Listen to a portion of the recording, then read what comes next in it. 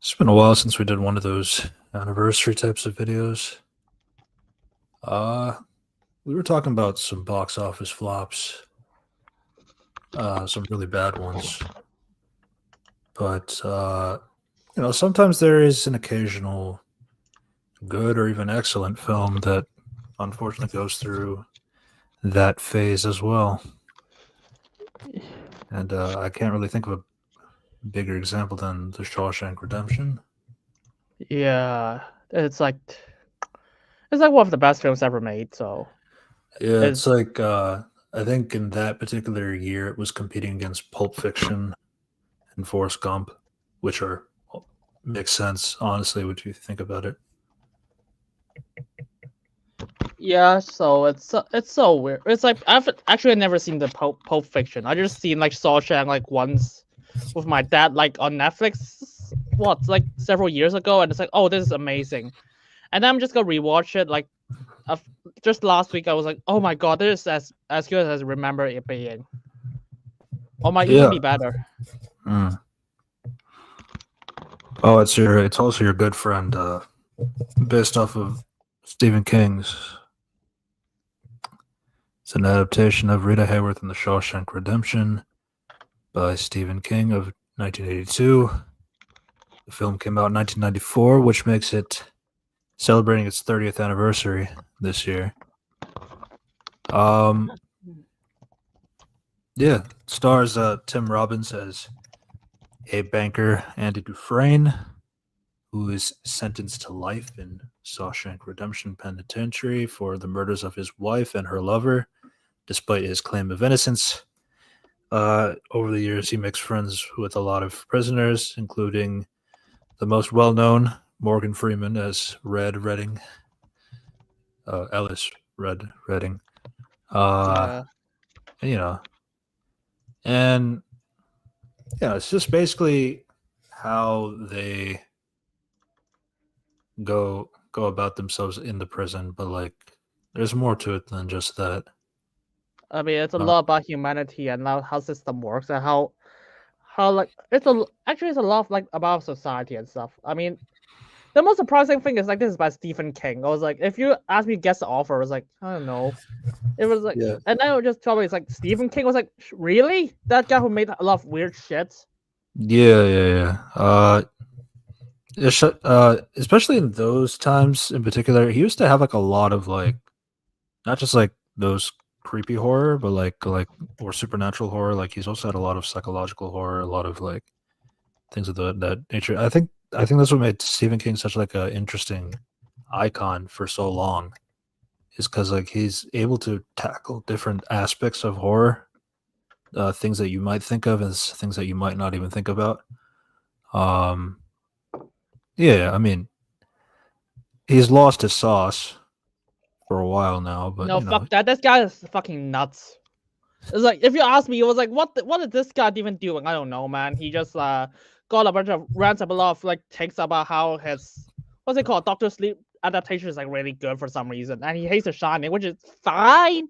And you just don't call Doctor Sleep like really faithful and shit. I was like, that's not true. yeah, yeah. So this is based off of so basically the so this is the original book is it's not really like a book. It's like it's a short story in a book that has like four different stories in it. Yeah, the book itself is called Different Seasons. And then there's like there's four different books, like four different short stories like within it. And like there are like another iconic classic movie in 1986, the Stand By Me. That's another one of them in the four series book as well, along with Rita Hayworth and the Shawshank Redemption. Um, though Rita Hayworth is not in the actual title of the movie, but you actually do get to see her poster in the movie, so that was pretty cool. Um, but yeah, um, I'll occasionally like talk about the book itself. I mean, but to be honest though, like the book is actually it's a short story, so like it really is everything you got from the story is in the movie as well. There's obviously a few tweaks here and there as expected, but still really really good. True. Despite that, I mean, I don't know, man, because I think Stephen King doesn't really have the best writing sometimes. I mean, who the fuck put a child orgy scene in it? yeah, that was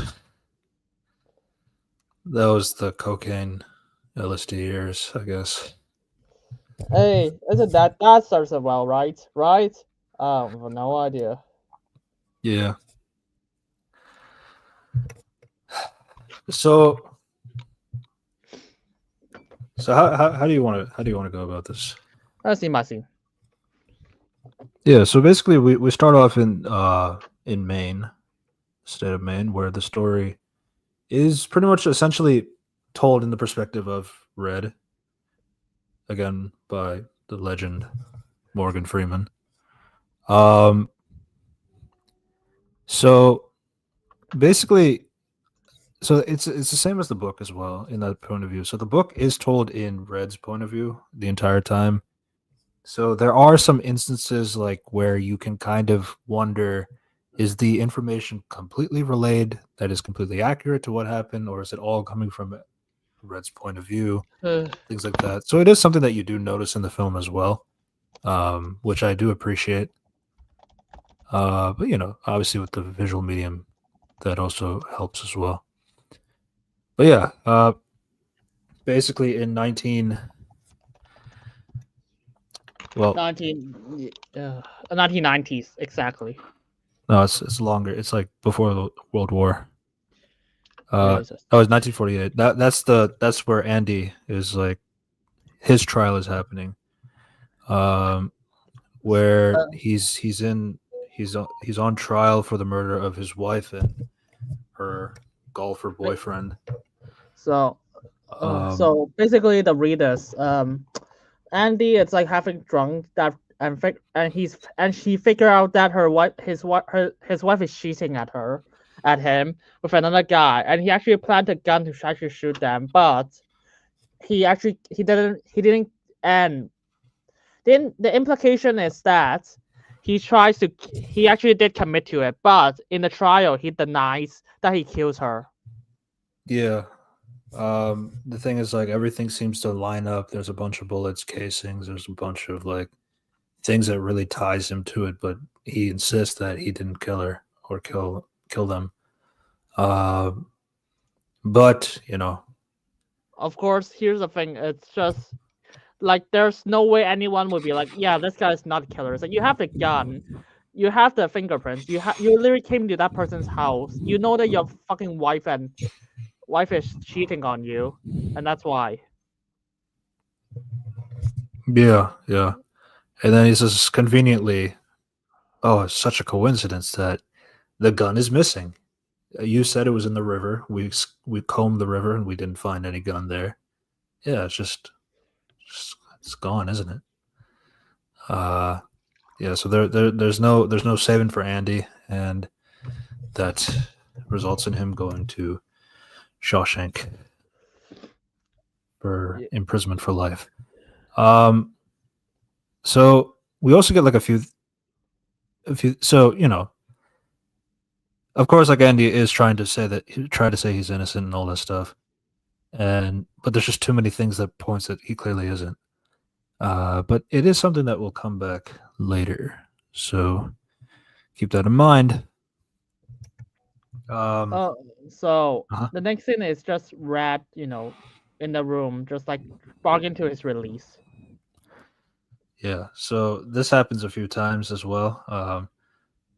Basically, every time like a session is over, like every 10 years, essentially, uh, they get asked, "How do you feel?" Oh, I'm definitely rehabilitated. I feel really good. I've learned my lesson. I feel like I can go back to society. And then the next shot is the picture and the rejected stamp. And everybody everybody knows in the Shawshank. Everybody knows that, like, yeah, you just go there, you pretend like you're gonna leave or be so happy you're gonna leave, and you're not gonna leave. You're gonna be here for life.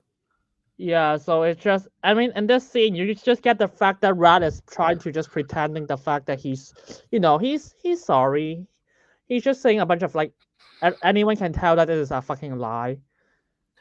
It's just desperation, and those judges can clearly see it that okay, yeah, he's pretending and shit, so he's gonna reject him. It's a lot of easy read in the scene.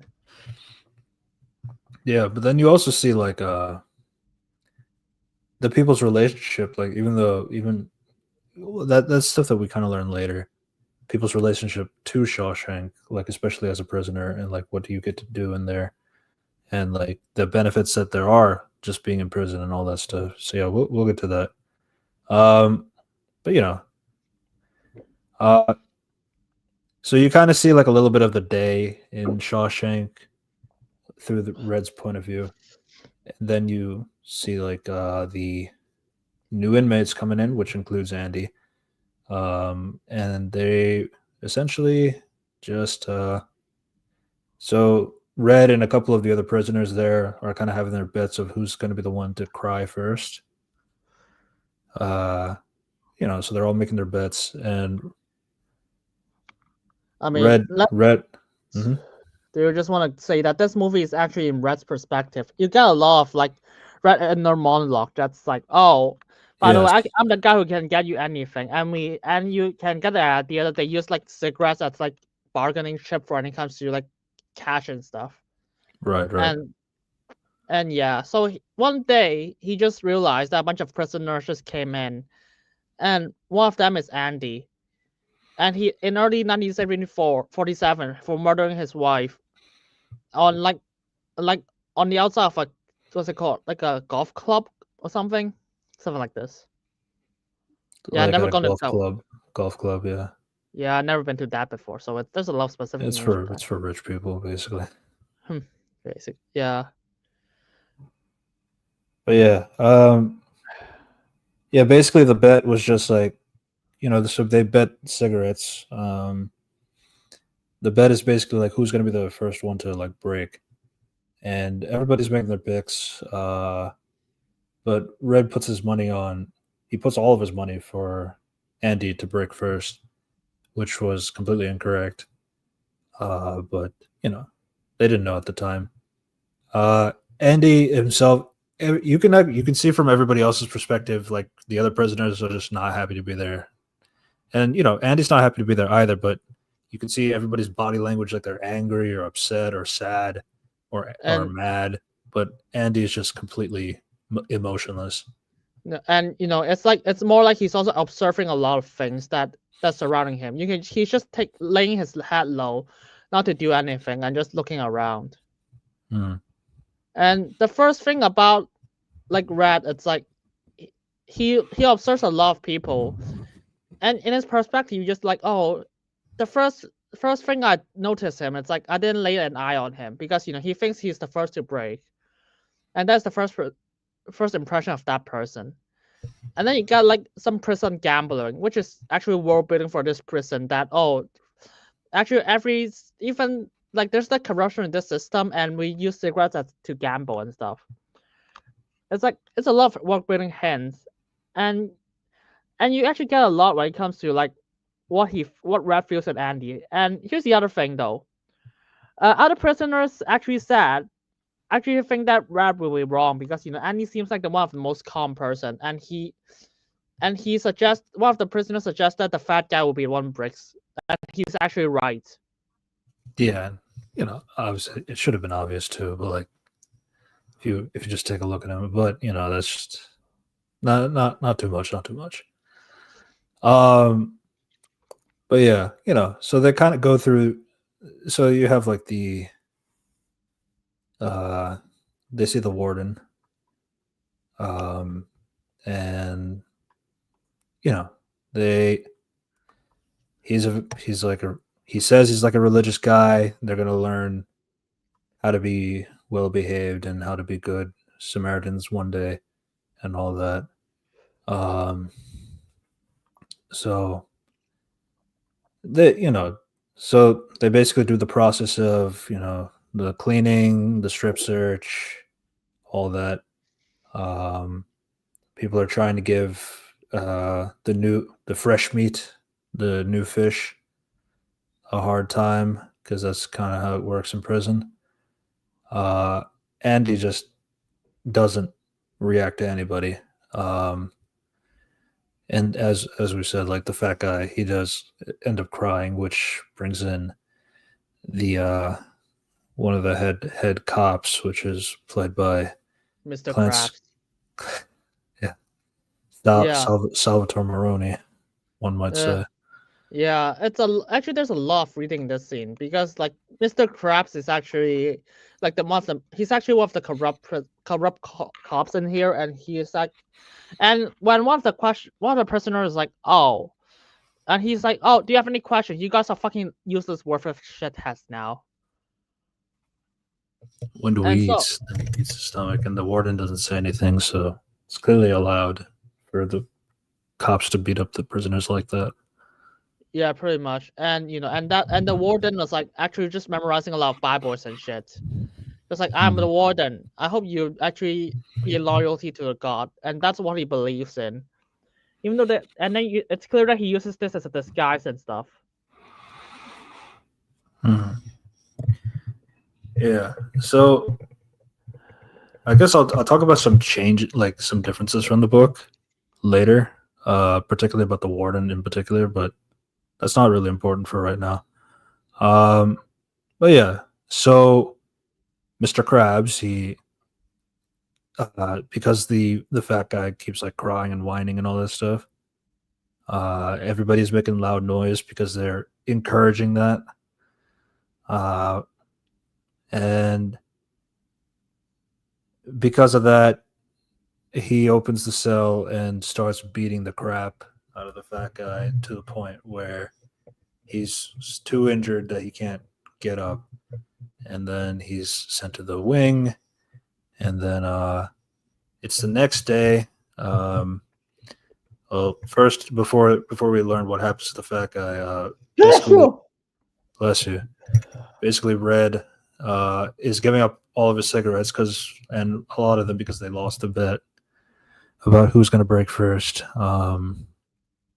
Yeah, and Yeah, some of them do a comment to Red, it's like, "Wow, you're completely off," and it was not even close to breaking. Um, yeah, it is what it is. He lost me 2 packs of cigarettes that day, kind of a thing.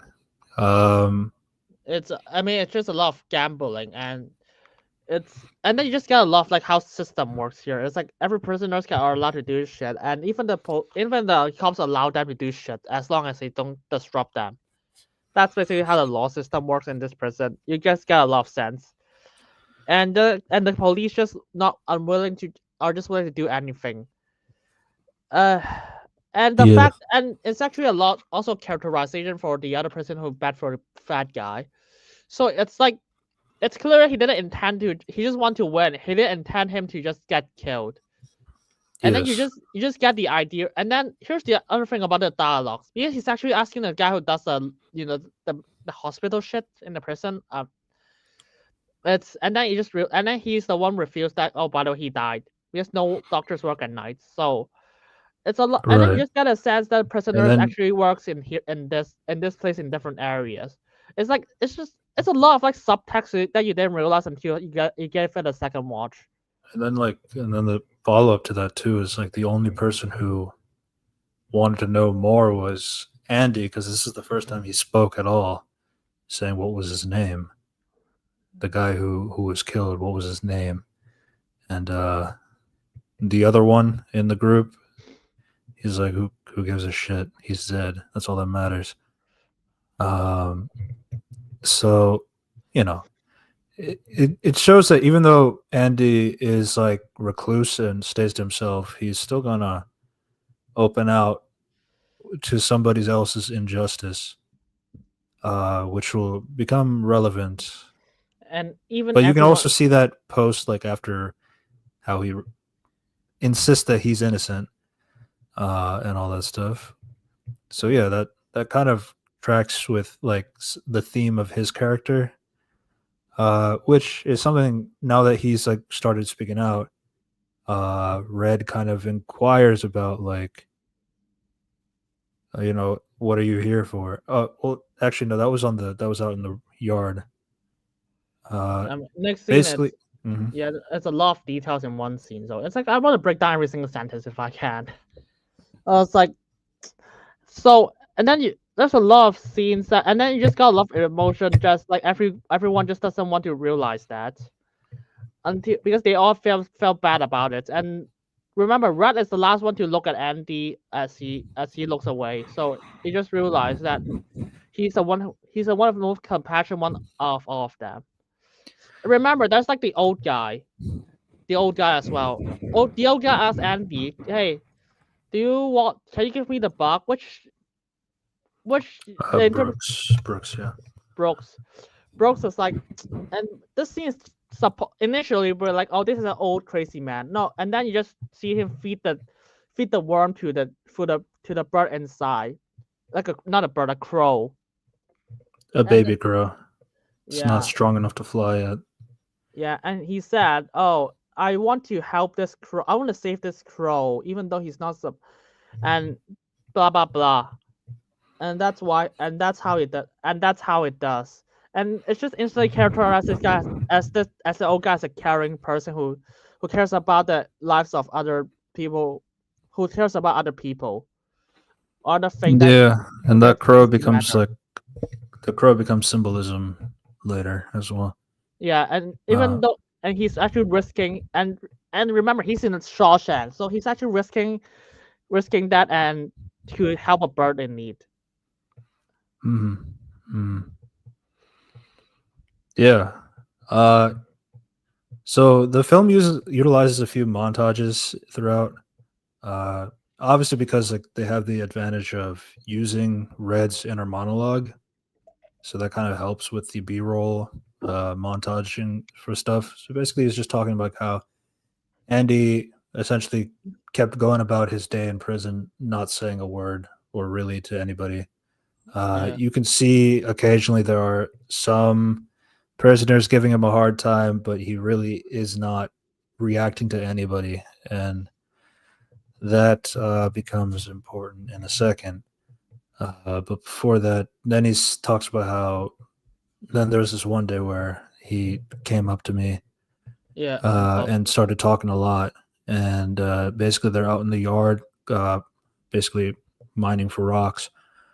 And and Andy, he heard about Red and his ability to get get stuff. contraband, basically.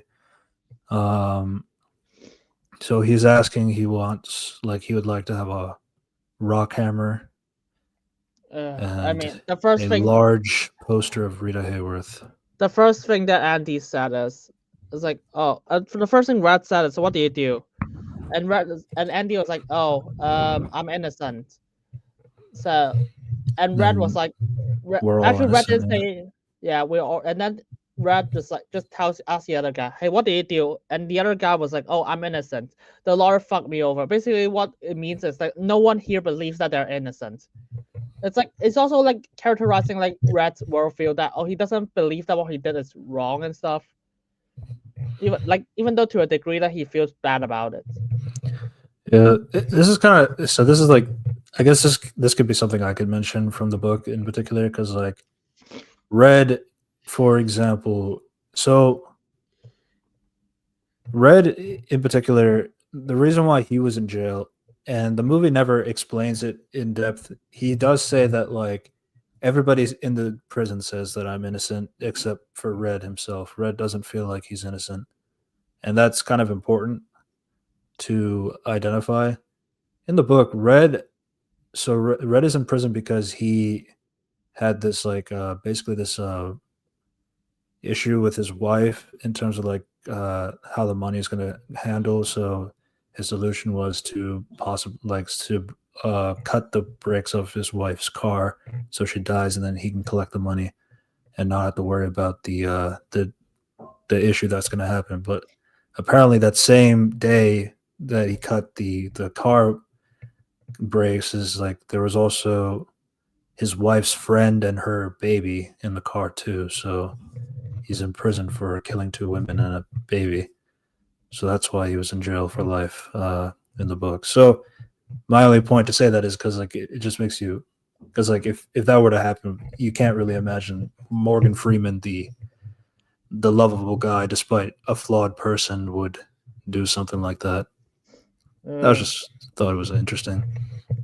yeah, to be fair, I think the movie didn't say anything about what he did in the past, but it's like at the same time Yeah, you can get the idea that it doesn't really matter for this yeah, story yeah, to work.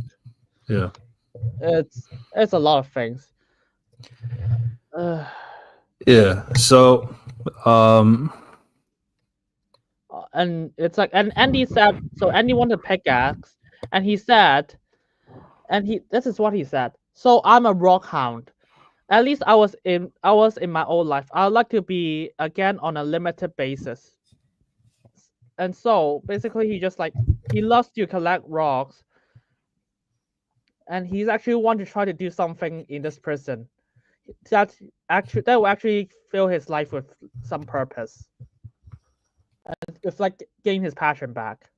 and like Red is saying, because he doesn't know what it looks like, but he assumes that like having some kind of hammer could be used to, Crack his skull. to break out of prison and all that stuff. And it's a big risk because that kind of stuff would, if he gets caught and Red gets caught, then he can't do anything ever again.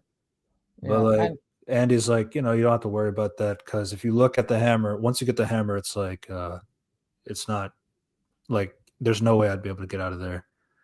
yeah. Uh, mhm. And then it's like he said, because they joke around like, oh, you gotta kill someone with that, and he's like, no, I have no enemies. And Red was like, no, you will, especially the sisters who. Remember, there's a bath scene that he actually harasses him. That I was like, happens afterwards. After that, uh, yeah. before that, there's a scene that Before he's at. Yeah, before that. I know they reference like he's playing hard to get. I like that. Yeah, basically that's I don't verbal know if that harass. happened before the. It's Yeah, like, I guess it did. yeah, and then it's a But lot, and then basically, the grape scene, it happens like a few times over the year, essentially, because it does the film does like go through like a montage and in and terms that of years and stuff like that. yeah, and it's a lot of words. It's like, okay, Andy said, "Oh, I'm not homosexual," and Red said, "Oh, neither are Neither. they. Neither are they. You have to be human first. They don't qualify, which means that they are for Red and other people are one of the better prisoners, and those are actually worse. Which is actually quite insane to think about that those murderers actually the better ones. Hmm. And Yeah. it's So. Mhm.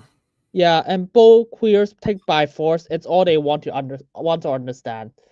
It's like that. It's a lot of like you just get a lot of like how factions in this system in this prison works. Some people are like to keep their head down and do things behind it. Some people are like a lot more, take, do things more physical and just do want to like just get everything by just bullying the weaker ones. It's like you just get a lot of world building in these few sentences alone. Uh, and Red answered, if I were you, I would grow to my ass in the back of my head, telling him to just like, oh, be careful, because they will absolutely keep attacking you. So it is a lot of great dialogues that tells you a lot about the world and Red and Andy's character. Yeah. Yeah. Um. So these kinds of things happen over the course of the film. Uh, there's like a major change that gets Boggs to stop doing what he did to Andy, but that's like towards the middle of the film. Um, you kind of see like everybody else's individual relationships with Andy throughout the movie. Like, kind of see how do people react to him and like things like he does for other people I mean, the biggest example is the rooftop scene where they're tarring, but I'm pretty sure that's not next either. I have the movie played here, by the way, so I know everything they said.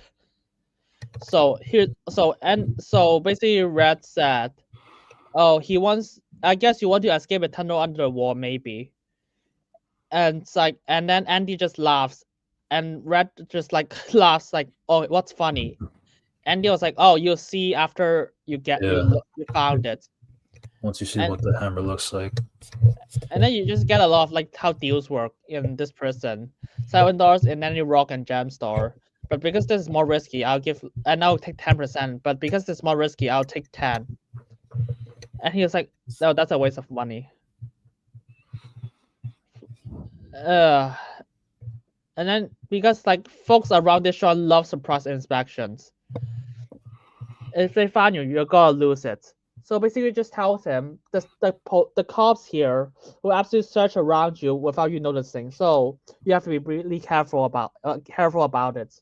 There's a lot of dialogue that's basically Red just looking after Andy despite being sarcastic about it. Hmm. It's just so good for characterizing both Red as like a caring person who actually looks after other people, despite he's actually also in prison as well. And then Red said, if they do catch you, you don't know me. Mention my name, we never do business again. Not for a shoe stick or a stick of gum. Now you get that. So basically, it's also a dialogue just tells you that, oh, this is how Red do business. It's like do not drag him down because he's also just looking after himself.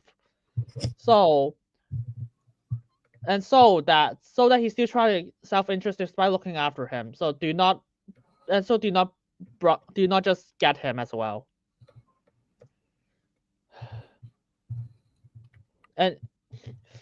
And yeah, and just in this few sentences, you also get like how smart Red is when it comes to doing business, and like he's basically just a person that no one knows like who does business as well.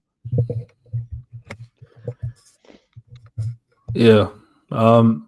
You see more about so you kind of, when their friendship, how it grows like down the line, you kind of see like what do they both offer on the table, because Andy has like a lot more book smarts and things of that nature.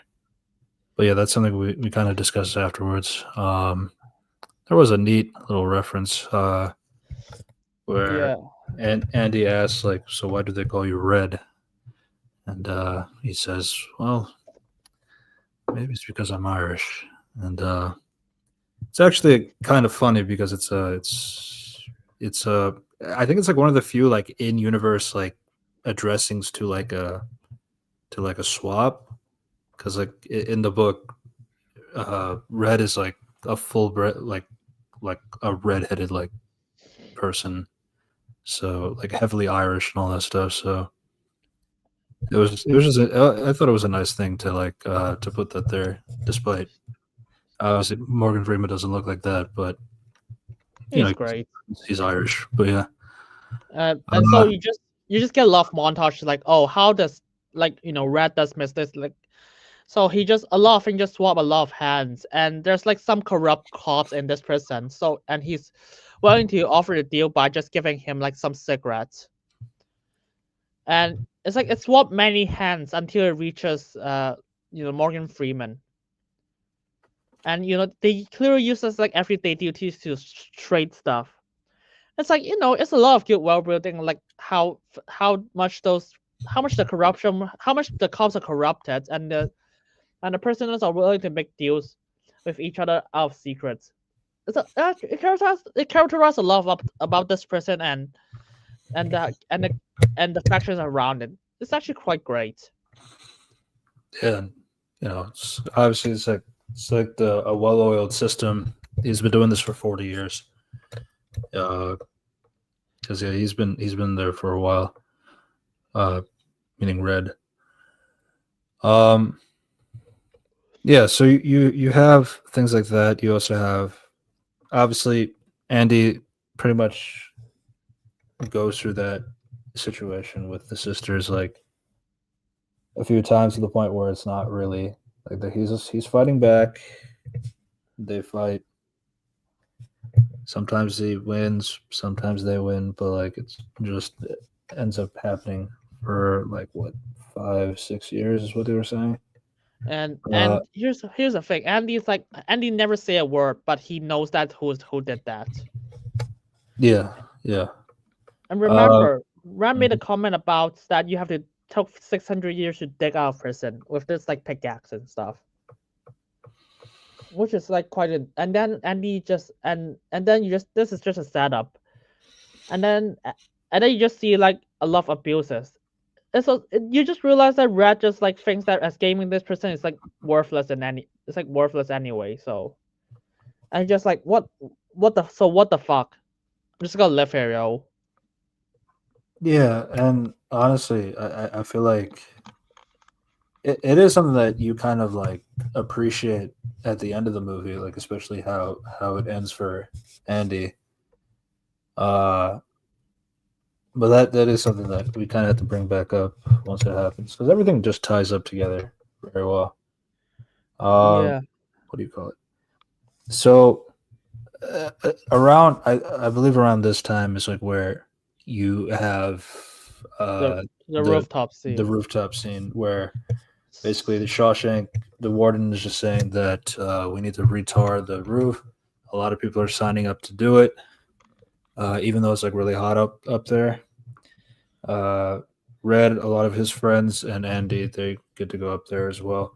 They're being supervised by Hadley again, Mr. Krabs, And uh, so and remember, basically Hadley is talking to the other cops about like how he is having this financial issue with uh, with his wife in regards of like basically like he'd like lose a lot of money and he's not getting paid enough from Shawshank to like be able to afford any of that kind of stuff. Um, and his one of the like your brother died and something like that. So because you got that yeah. was the compensation money for that, but it wasn't enough of what he wanted basically. And you know, Andy makes a comment because Andy is a banker, so he understands what exactly is Hadley's issue and how he could solve that. But Hadley first takes it as offense, um, and it And gets then to the point where basically he's dragging him to the point where he's like hanging off the edge. Everybody's telling Andy to shut up, like Red and them. and Uh, so he's gonna push him off the edge. Yeah. and remember Andy said, okay, I'm not gonna read all the terms because I have no idea how does the bank terms work. So basically he said, do you trust your wife? And of course Mr. Krabs is just offended because like what the fuck are you talking about my wife?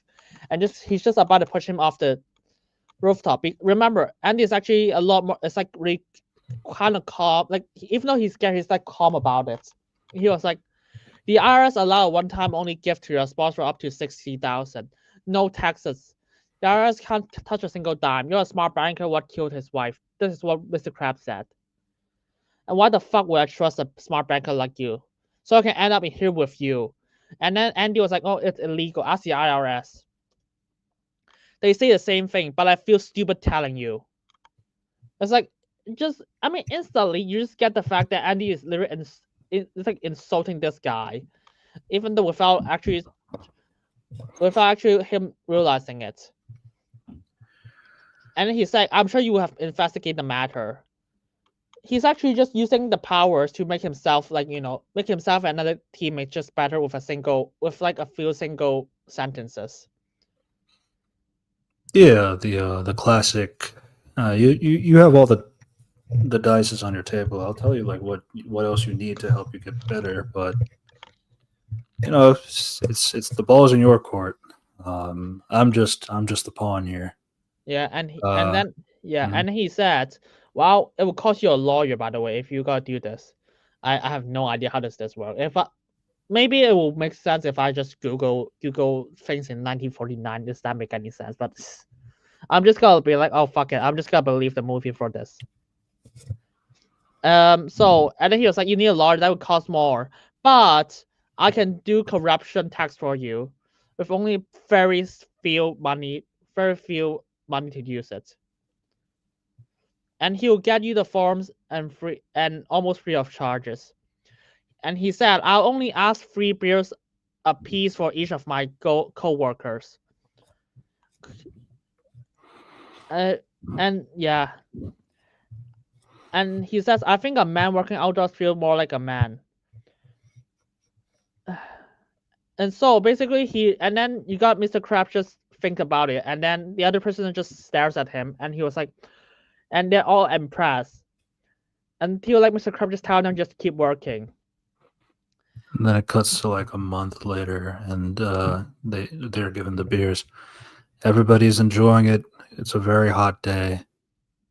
As Red says, we felt like kings, even though it's not the circumstances. Yeah, but the big thing though too is like they're enjoying the beers, and Andy's just off to the side alone. So it didn't even none of this really mattered for him. Like he didn't want the beer, and the guy who was basically saying who cares about that fat guy, he was dead. Doesn't matter what his name is. He's the one who tries to give Andy the beer, and he still says no. And he's like, oh, he's gotta stop drinking beer. And you got a red perspective. It's like, oh, why the fuck did he do that?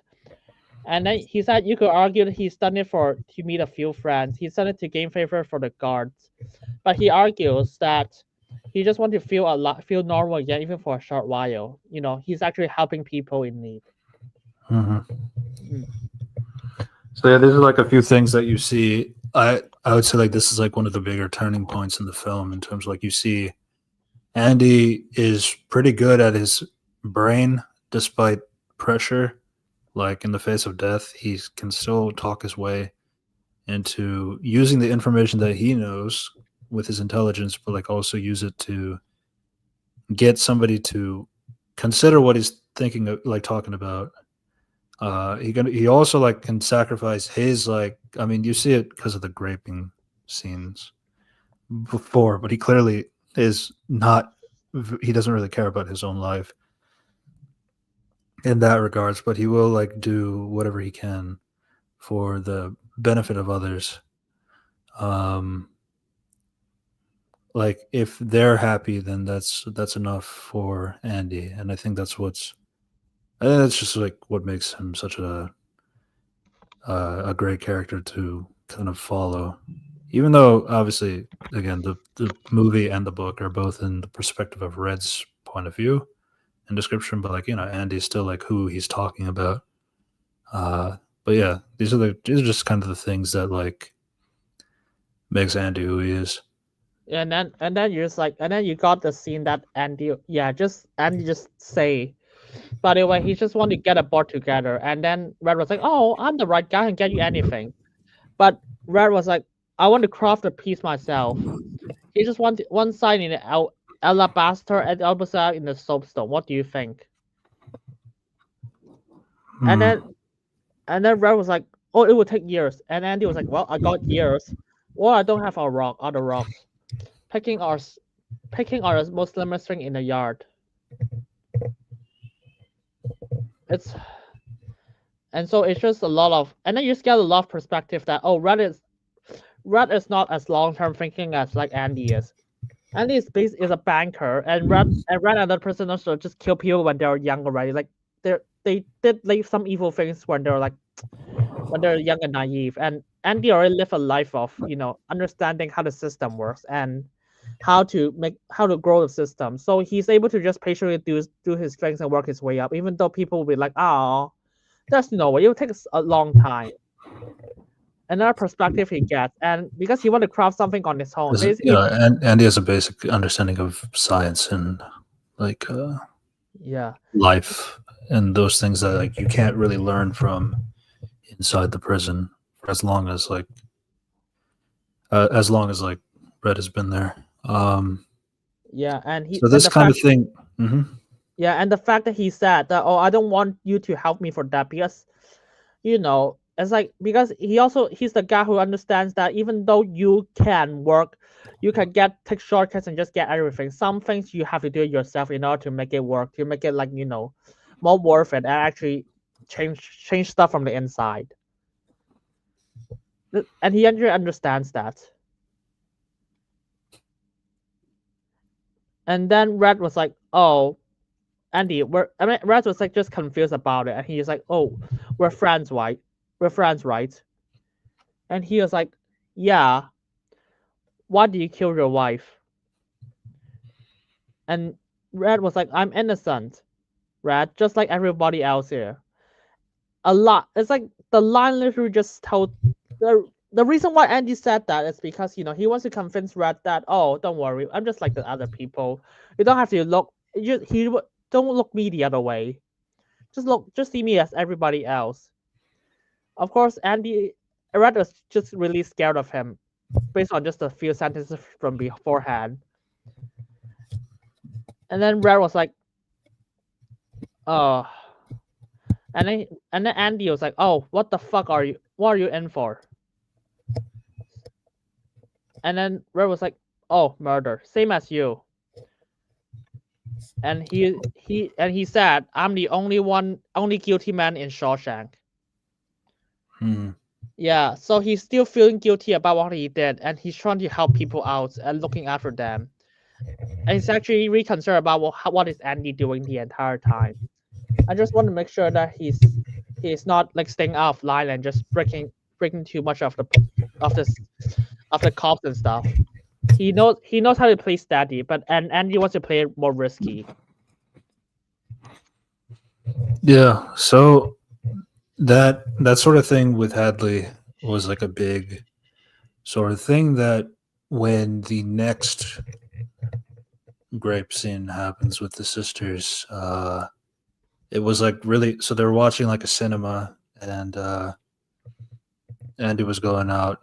The sisters follow him into the cinema hall, like like where they shine the film for movies, and it was bad to the point where like uh he's saying like this time your mouth is going to open and you're going to swallow, and it's like just bite it off.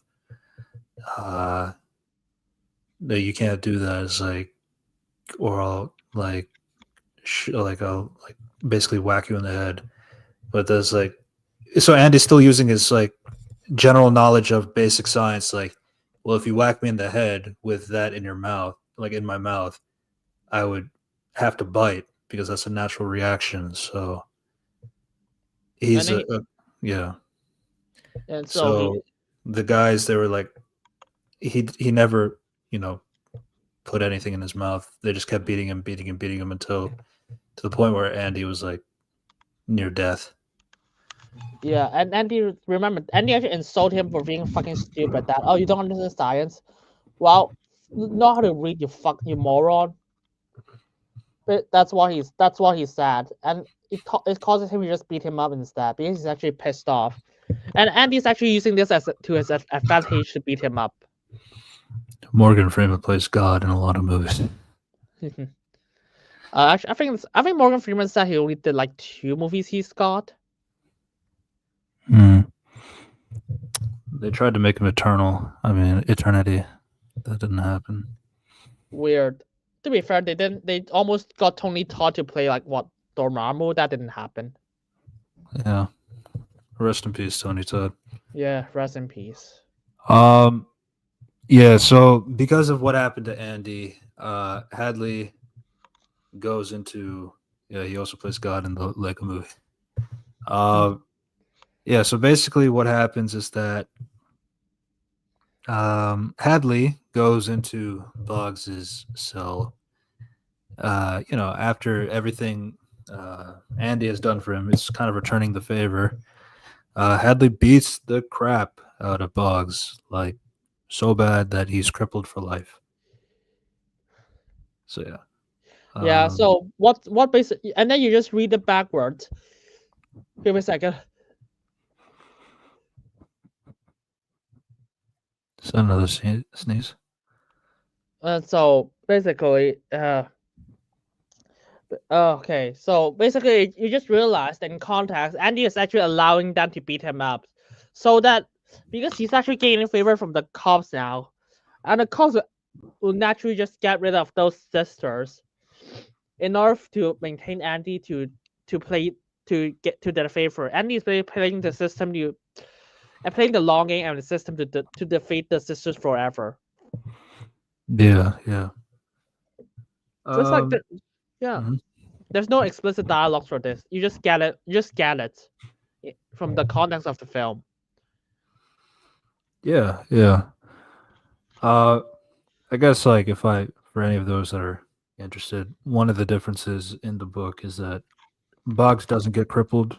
He gets like he just gets general injury, but and then he gets to still be in the prison, but like he still does leave Andy alone for good, since clearly Hadley's on his Andy's side. Um, but it's not a big thing, you know. I mean, But it's clear that they did that. They did this for a bit more comedic effect here. It this doesn't really change anything. yeah, it's also like I mean, if you crippled somebody, it's like yeah, I'm not even gonna try and put a finger on uh Andy, which finger is you know you know how that Yeah, works. and he's transitioned to another prison. So oh well. Yeah, basically it's like a hospital But, type of yeah, prison kind of thing. Yeah. uh, Yeah, and none of the other sisters they bother Andy ever again.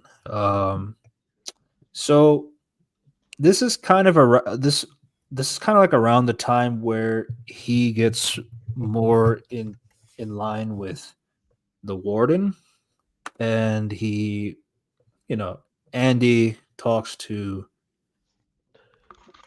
basically. So one of the things that got to happen is that he's been sending letters to the warden and things like that, like, oh, we need to get a library, or we need to improve the library to make it better, things like that. so but okay. So it's a lot more scenes before that. Beforehand, they're just basically just getting rocks for Andy and stuff like that. Right, because he was knocked out for a And while. and remember, there's a scene that Andy just like, oh, I want a poster of this really big poster of Rita. Okay, some really hot woman from the 40s, Rita Hayworth, yeah, Rita Hayworth, and so he gets and it for him. mhm. And she's like in the like as I was saying earlier, the book title is Rita Hayworth and the Shawshank Redemption. So And that's and your then that's your little reference. and then and then Red just like, oh, put a note for him. It's like, you don't have to pay anything. Just welcome back here. And Yeah, just everyone just treat Andy with a lot more respect now. yeah. Because So he hangs up that Rita Hayworth poster over the bedside. and Um, mhm. yeah, and remember the suggestion of getting rocks is not really Red's idea. It's the person who just accidentally got the fat guy killed. He was like, oh, we own him that much for the beer. Yeah, he's also going through a character arc with just and you just didn't even realize that. And then you pick up it's just you just pick up on it and meet you just slowly pick up on it. Well, yeah, to be fair, you gotta have a redhead style. You gotta have a brunette, and you got a blonde. Rita Hayworth is there. Makes sense. Yeah. Uh, Um but yeah. yeah. So the warden and the cops, they do go into Andy's cell, kind of see like what's going on. He's getting a lot of stuff there. Uh, they even see the poster as well. They do a general search. They don't see anything like suspicious or anything like that outside of like the rocks is like, I'm really into carving. Like that's kind of all I can do now. You don't see a hammer anywhere. Um, but he must have hidden it very well that it won't be spotted. There's the giant poster of Rita Hayworth. It's not And ethical, but there's nothing wrong with it. so basically just he just like just let it keep it just to gain a bit of gain a bit of favor for the prisoner. Pretending just like, oh, I'm just gonna get you for a bit of in my good graces. Yeah, there's definitely nothing behind that poster. And then there's And then this guy, and then Andy just like not Andy, the guard was like, "Oh, do you read the Bible?" And he was like, "Yeah, I'm gonna read this passage. I'm not Christian, so it's like." And then So he just says like a particular quote that he enjoys, and he can like recite it very uh, accurately. And Samuel says he likes that too. He has another quote that he likes. and by the way, the quote that Andy chooses, "Watch ya, therefore, for ya know not when the master of the house comes." But that basically just say, okay, in translation, with Yeah, even these what we these lines are foreshadowing. Yes. and so and yeah, and also it just means here, just like, oh, I'm gonna listen to you whenever it comes. It's literally just it's like really smart tactics for him to gain favor from the guard, without them even The realizing. warden. Yeah. Yeah, without them even Then realizing what? that. Can you say the quote that the warden says that he enjoys, like his favorite quote? Yeah. Okay. But okay, he said, I prefer. I'm the light of the world.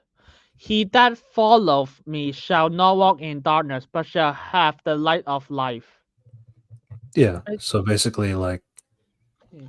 Andy is like feeding into the ego of the warden, or in the sense of like, oh, I follow my master to where it is I need to go, and the warden is like thinking, I am the master, or I am the person that needs to. So he sees himself as a god, which will be important for the warden's character in particular. Yeah, and here's the thing. Andy actually read the fucking Bible. Because he's a banker. He actually has time. He has a lot of time to read, so he can actually memorize stuff like this. It's actually good for. It's actually quite good. It's just like it's a smart move to just gain favor just in case anything happened. Give head. What do you mean by that? Uh, yeah, yeah.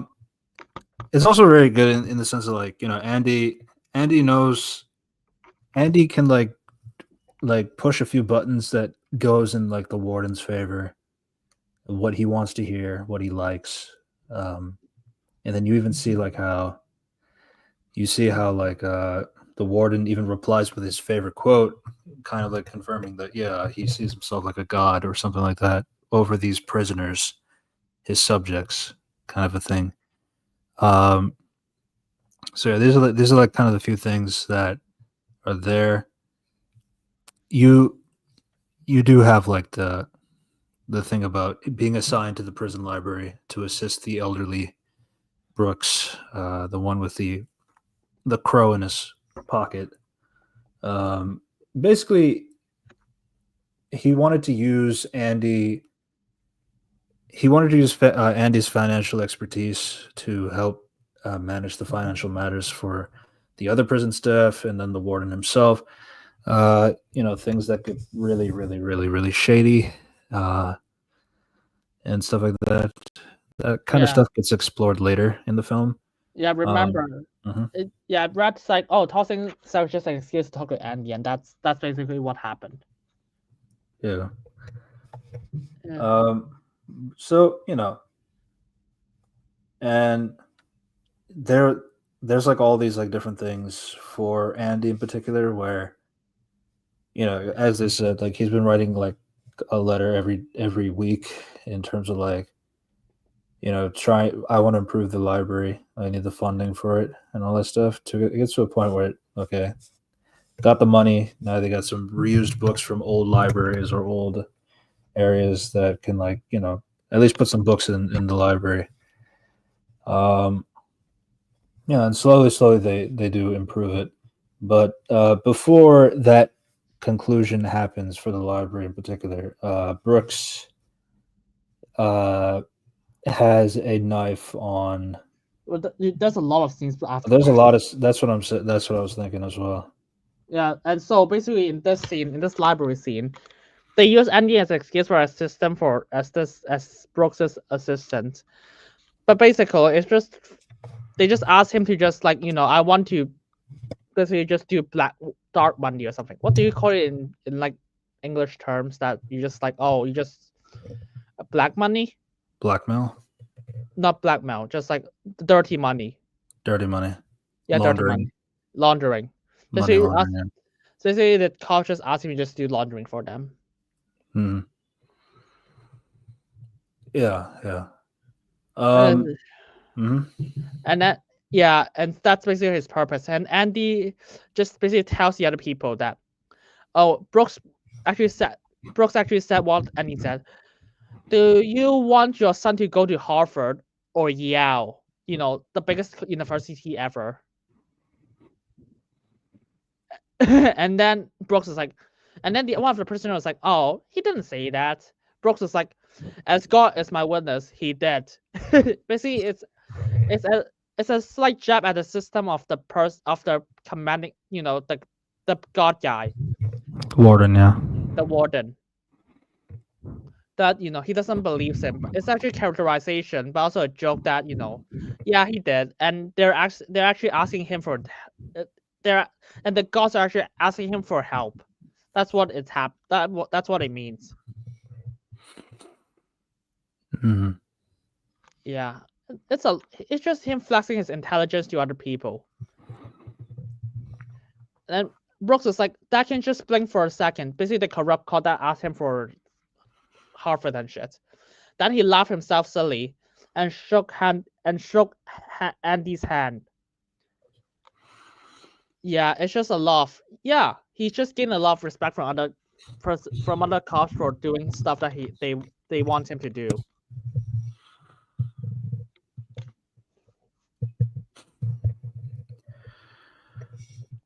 Um. So Hmm? I I still Yeah, don't think we got to the point where he has the knife point yet, right? yeah, that's a lot of scenes later.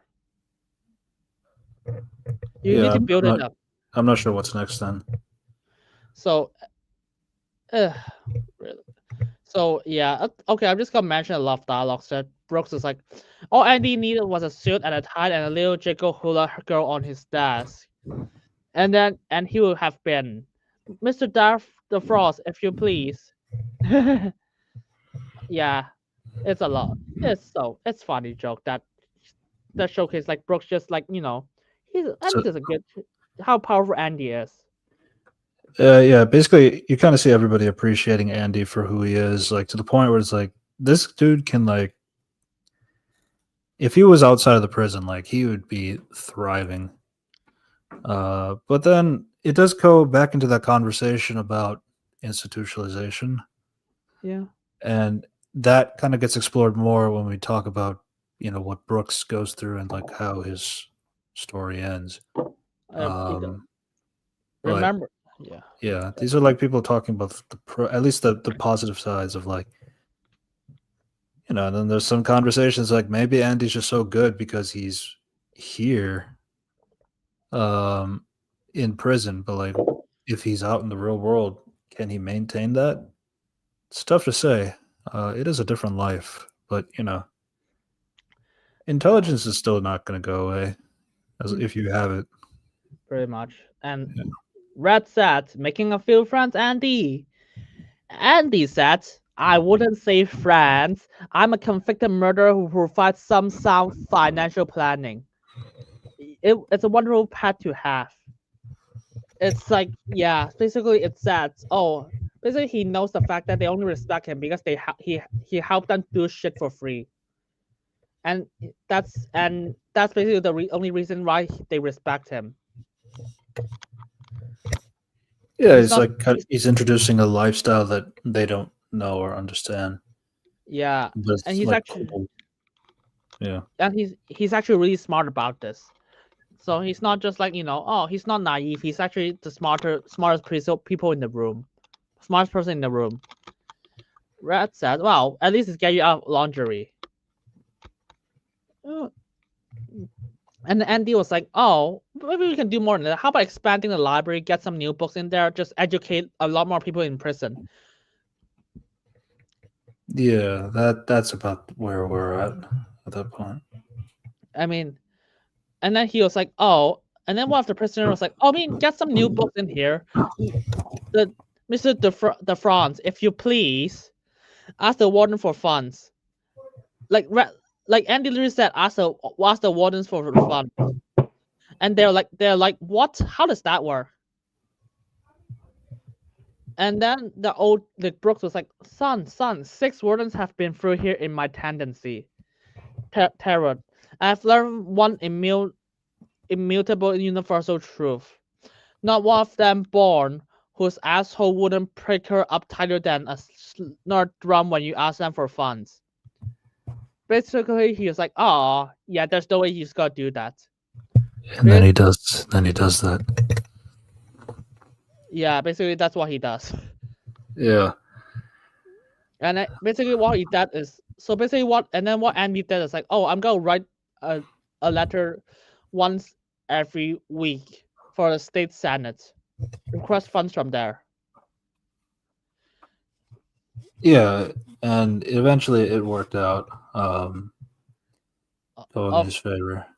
Of course, but because the Snyder was like, just what, just give him a bit of benefit, just give him a bit of favor, because he's actually kissing his ass. Because Andy is pretending to kiss his ass, so it's like, yeah, I'm gonna mail you a letter a week.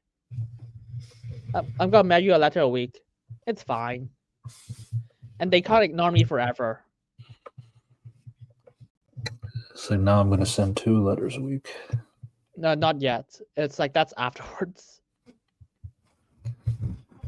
Yeah. It's like there's actually a bit more characterization for the warden. It's like, oh, because even though that I see you as something below you, I was like, I'll give you some respect for just mailing stuff for you. It's like it's really nothing. It's just you're just throwing stuff in the mail for prisoners. And it's like, because you don't even need to, because Andy is not writing his name on the mail. He's literally writing like probably the warden's name or something. So he's gotta mail it. So he's gotta do it. It's a good thing.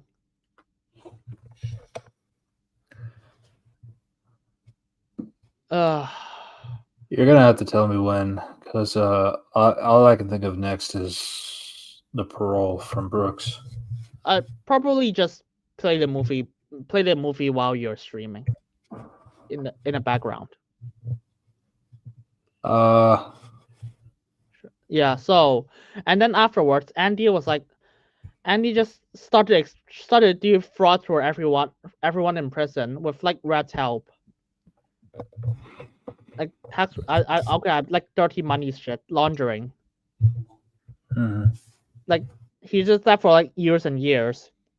Like he did that to everyone in prison, including the wardens. To be honest, it's a lot of taxing stuff. And Red is allowed to help him because he got way too busy. And even he was like, oh, it's fine because he got me out of the wood shop like once a month. It's cool for him. And you still keep sending letters. And now you got the Brooke scene from the library. Yeah, essentially, he holds one of the friends in knife point. Everybody's telling him to calm down. But he's saying that he has to do it because his parole is like almost over, and he's been doing this for like 50 years. He just has to like do the murder, and then he can be able to just stay longer. Basically goes back to that institutionalized conversation. Brooks feels like he's important, like he matters in the prison, and like he's like afraid of going out there in the real world, and not being anybody important, not being somebody that people can rely on or things of that nature. And that's just like, that can be one of the scary things about prison in that regard. It's like you get so used to it that you don't know anything else. Yeah, because you get to see his you also see like Andy using like his way of like talking at him out of it, Which again, it just goes back to like Andy's skills as a person, not just like his intellect, but he can also like empathize or say the right things that can get somebody to not do a hasty decision or do a action they Yeah. might regret down the line or things of that nature. So it just kind of just shows his flexibility as a person. And the thing that triggers him off, it's like Hayward was like, oh, it's like he just want to congrats him. But he's actually a nice person. He also just tried to, like try to be nice to Brooks, even though he's not. Doesn't seem like he's the best. Remember, this guy just literally says a lot of stuff and caused the fight guy to accidentally died. He's actually just tried to be a lot more nice about it after that, and so it's a lot. It's a lot of good characterization in every scene. Mhm. It's like his heroic, and then just Brooks, and Brooks is actually just like he actually wanted to try to kill Hayward, or just at least injure him. She just let him stay longer. But Right. Red and Anthony knows that you won't do it. You won't commit to that, and he actually didn't commit to that, even though he's desperate about it. Yeah. Um. And before he goes out of prison, the first one of the things he does is he opens the window and lets his crow Bird. fly away. Because it's now too big, he can't stay in the prison any longer. He has to go out and explore the world and all of that. That's symbolism. Yeah, and he's gotta leave soon. So, and remember the last scene is him like in a shirt and stuff. So this is like the day that he's gotta leave. So and he's gotta free the bird. Because for one, there's no way you can take the bird out of the prison like this, and two, it's better off that he leaves like this. And he actually reflects on the fact that the bird is free, so maybe he could be, but Brooks is like, but Brooks just looks down and it's like he's not really free. He just let go to outside.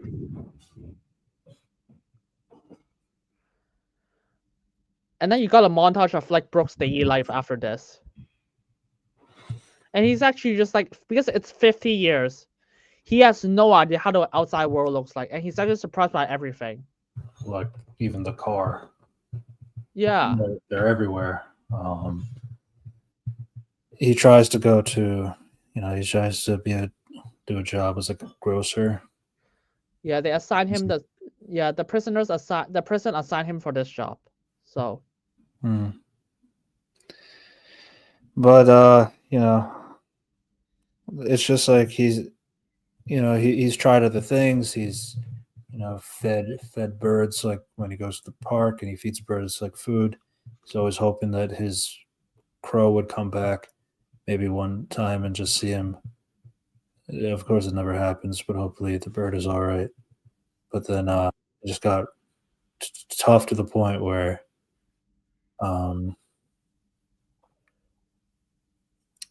yeah, he hangs himself.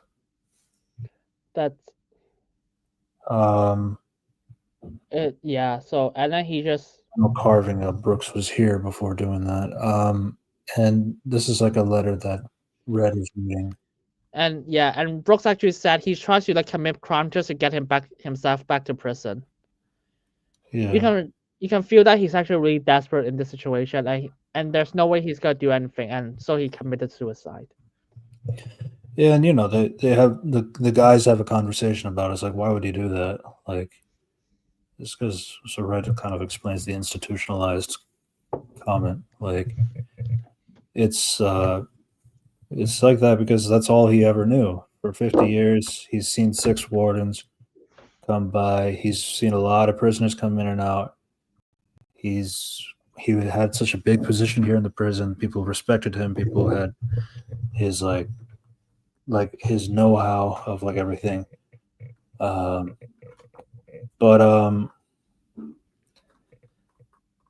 at the end of the day, it's like that's something that because some of them are saying like, oh, there's no way I'd ever, some of them was like, there's no way I'd get institutionalized. Yeah. You won't know until I mean, yeah, you say that now, but like, what about if you were here as long as Brooks? So yeah, obviously, Red is trying to see the other point of view. Um, And then you got like a lot of the words afterwards. He said, "I doubt they kick any feels, not for an old crook like me." And also, P.S. Tell Hayward that I'm sorry I put a knife off to his throat.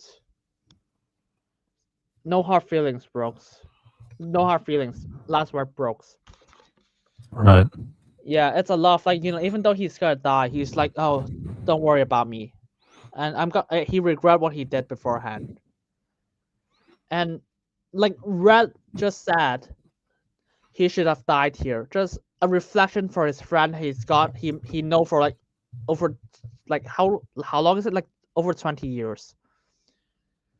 For And Brooks, Red knows him for 20 years. uh, 30. 30, yeah. Yeah. Um, I should. Yeah, 30. Yeah, Yeah, and that's basically. But even after all that, uh, Red is like he just should have died in here. That would have been better than that having to he, die out there alone and feeling scared and by the all that way, stuff. Red only said he should have died here because you actually immediately understand why did he say that. It's just respect for him. And there's a subtext that yeah, everyone will respect him because he's a librarian. Everyone knows him about this. Mm. And And then you got the next scene that books are everywhere. right. It'll hopefully this $200 will fill your needs. Please stop sending us letters. Clear this out until the warden gets back. It only took 6 years. Now I'll do 2 letters a week instead of 1. Yeah. So, the this is I think this is around the time where he plays the Figaro Yeah, music in the PA system. like a French song. I have no idea. I didn't look it up what the song means. Yeah, because even like Red was saying, I don't know what the lyrics mean. Maybe it's a good thing. But Uh, he at this time he still doesn't want to know. But I don't need to know. It's not a scene in the book. But it does seem to be in character of Andy. It's in character for him and to bring like more freedom to Shawshank. Yeah, basically, he's playing the Figaro song like throughout the PA system. Everybody can hear it. Yeah, The warden and the cops, they all come in like where he locked the door, so he's just like telling Andy to stop doing that. But Andy turns it up louder. I have no yeah, idea what those 2 Italian ladies were singing about. Truth is, I don't want to know. Some things are best left unsaid. But it was probably something beautiful, I guess. yeah. Yeah, and then they break the door open, and Andy gets sent to the hole for 2 2 weeks. weeks. But yeah, and yeah, And when he gets out, the guys are like, "Couldn't you just play something better, Maestro?" Like Hank yeah, Williams. Mozart. I don't even think they know who Maestro is. Yeah. Not Maestro. There's like some pop guy from old. And Andy was like, Hank Williams. Yeah. yeah. So Andy was like, yeah, it's fine. I couldn't take any requests because they broke the door open by the time I could do that. Yeah, and he was like, yeah, and it's clear he doesn't regret spending the time in the hole. He has like Mr. Mozart to keep him company. So right. yeah. That's the beauty of, and that's kind of the key thing that's the beauty of music. They can't take that away from you. Yeah. And then this is where like, what about for you? And Red says that he used to play the harmonica when he was a guy like younger. He lost interest in it. Doesn't make sense to have it here. But prison is the best place for that stuff to make sense. Yeah, So you don't need you don't have so to. that way you don't forget what forget that there are places in the world that are not made of stones. Something they can't get to, something that can't touch, something that's yours, and that leads into the hope conversation. And yeah, and like basically this scene was like Red was like hope is a dangerous here in Shawshank. Hope can drive a man insane, and it's got no use on the inside. You better get used to that idea. Like Well, and then and then Andy was like, oh, like Brooks did. Basically, he has no hope. So basically, when hope just dumps into him, he just died. hmm. So you need some hope, and of course, Red has nothing to say about this, and he just eats alone elsewhere. Yeah. Then it cuts to basically another 10 years has went by uh For for for Red, that. and they ask him, "Do you feel like you've been rehabilitated?" Oh yes, of course. Yeah, everything is great. I feel like I'm good. I'll be able to function in society now. Denied, and it's back in Shawshank. Uh, Another yes. song and dance on that front for 30 years, and I wonder where those 10 years went. And that's where Andy says, as a 10-year anniversary, another 30-year anniversary. Here's a present. Uh, Gives him a harmonica. Uh, he says he's not going to play it right now. And then I think around this point, he also gives a gift to Andy for his 10-year anniversary in the prison. Another poster, basically. Marilyn Monroe. Yeah, It's classic. classic. She's like really pretty at that time. Oh, well. I mean, Yeah, remember watching Blonde that movie, but Anna de Armas like just make her like I don't which even is know what to say. a parody of her. It's not I was real. like I expect to watch it in porn parody, not in actual films. But oh well. Yeah. Um. So So Andy, so Ed, so you get some monologue kind of a thing again from Red, saying that Andy was true to his word. He did write 2 letters a week now instead of one. And then eventually in 1959, the state Senate finally said that, all right, you can't give him a $200 check. Let's make it a $500 to get him to shut up. yeah, And Andy it's a was good very good at stretching that dollar out, making book clubs, getting books from the book clubs, charity groups, from the Pound, Treasure Island, a whole bunch of like books of different calibers. The boys are basically helping Andy sort the books to go in different sections. And I think this is around the time where Tommy's introduced. uh Hmm. no, not yet. So okay, so there's a lot more No, details. no, no. So There's stuff before that. so basically in that scene, so after he just built a lot of persons, there's like lot of fun dialogues, but we can just and one of them, and by the way, Red made a board that says Brooke has it's here, or it's like something, and and it's like a way to pay respect for Brooks. It's like because remember there's a scene beforehand that we skipped that Red actually plays like blows a harmony in his prison cell. The So harmonica.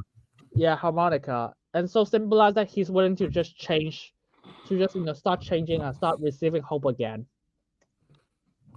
Yeah. Um. So in the prison, roughly, this is around the time where Andy reveals to Red that he's been on the warden's good sides in the sense of like, yeah, I've been fudging some numbers, Yeah, doing and some money laundering. How much of the money got put in? You're also so what scene are you he in? kind of specifies it a little bit later, in terms of like how he's managed to do that. This is around where like Norton has started beginning to exploit the prison labor. There's like 2 scenes Uh, afterwards. yeah, something like that. So the next scene is basically just okay. I just gotta go over all the scenes. Every scene is like amazing. So the warden was like, so just like basically this scene, he made a speech in public. It's like, oh, I did everything on my own. By the way, I read a bunch of he read a bunch of like God passages, just like I'm the God, and you guys are below me. I did everything myself. I'm not gonna mention my prisoners for credits. And then the next thing, you just get the idea that this guy just give him money, and so to just buy stuff to like gain some tax favor. So he's basically doing that even out of interest in outside the prison as well. Yeah, because it's getting him a lot of money. So basically, it's pretty much slave labor. Yeah, Um, but but you know, it's not slave labor; it's community service. And, you know, that sounds good on paper, but I gotta feed my families because, like, you know, there's a reporter basically asking because, like, basically, Warden is getting a lot of money for what he's doing, but he's not. It's not like there are other people that are not benefiting out of it, not just the prisoners, but like, you know, people from the press and things like that. yeah, I mean, you just get a lot of old people in the background just cutting trees and shit. I Bill, need this highway contract, otherwise it's not going to work out. If I don't get it, I'm gonna go under. And yeah, and and then you just got the detail that the warden is actually hiding the safe behind the like the pay like the god's label. That's like his judgment comes and that right soon. Basically means that, and that symbolizes that he's the god again. yeah, And you see Andy just put the books and stuff inside there. And then the warden was like, oh, I want you to clean my shit. Take the stuff for dry cleaning and a bag of whatnot. And you Andy can just, of course, finish the pie because it was shit. yeah, and and also, and Yeah, how that, and this is kind of around the point where he explains that yeah, every shady deal has a dollar that was earned. That was because Andy was keeping track in the books. yeah, basically. Um, And Andy, and remember, and also the fact that the scene that Warden tells him just dry cleans and shit, it just reminds him that you're working below me, by the way. yeah, and then he explains to Red like, yeah, there is like a river of dirty money like coming through here, and sooner or later he's gonna have to explain where did that come from, and what Andy's responsibility is that he basically he channels it, filters it, funnels it, you know, stock securities, and it just goes out to the real world, and it just is empty. Uh, by the time Norton retires, like he'd become a millionaire, but if they ever catch on, he'll end up being a prisoner himself. But he's, you know, Red is not really sure about all this stuff, but Andy's like explaining the financial side that like, yeah, yeah, and he's never gonna be able to identify the who person. was the one laundering the money because like it's like if they catch him, they're gonna catch you. It's like no, basically there's this alias, this Randall Stevens, who doesn't exist, but he has like these. He's the bank account. He's got the social security number. He's got all these things, even though that's not a real person.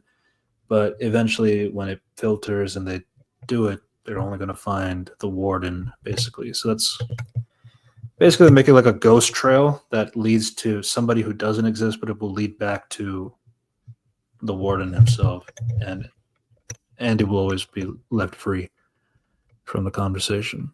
Yeah, just like just this is like how smart he is. He's able to make up a lot of like license and shit.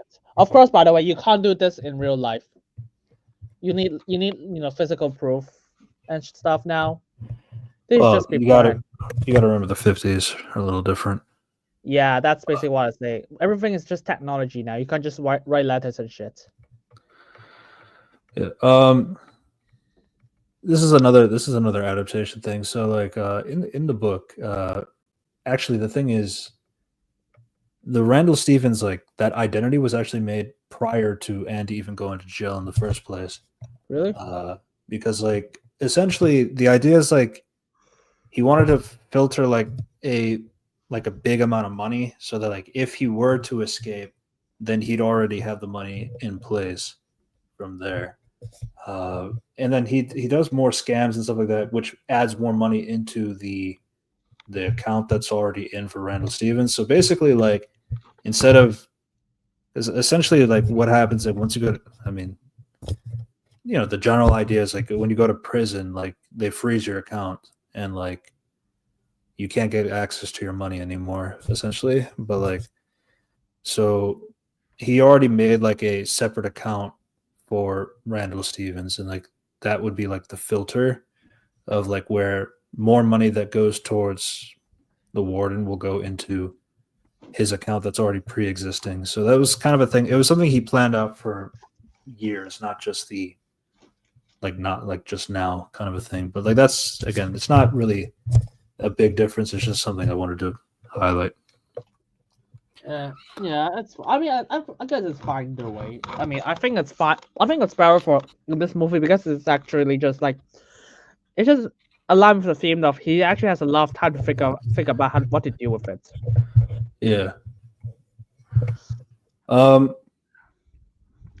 Yeah. Yeah. So that's essentially, so he's basically explaining the whole money laundering process, like how exactly is it that, and Red is like impressed. Yeah, it is pretty impressive how it's like it's pretty much set in stone. And then I think this is around the time where Tommy gets in. Before that, I want to mention a few dialogues. So Andy was like, "I don't run the scam thread. I just process the profit. Fine line, maybe, but I also build a library. I need to help a dozen guys and get a high school diploma. Why do you think the world lets me do it? To keep you happy?" And Red's like, "To keep you happy and doing the laundry. Money instead of sheets." And he was like, "Wow, I work cheap. That's a trade-off." Yeah, it's just a lot of like ideas. Just like, oh yeah, he doesn't believe that what he's doing is like, completely wrong. But it's just it's gonna he's gonna do it to benefit every single side, and he just do it for the community instead of just for that person. When he said he used it to help dozen guys and build a library, it's a lot of good characterization. And then that's where Tommy comes in. Yeah, so Tommy is like basically a younger prisoner.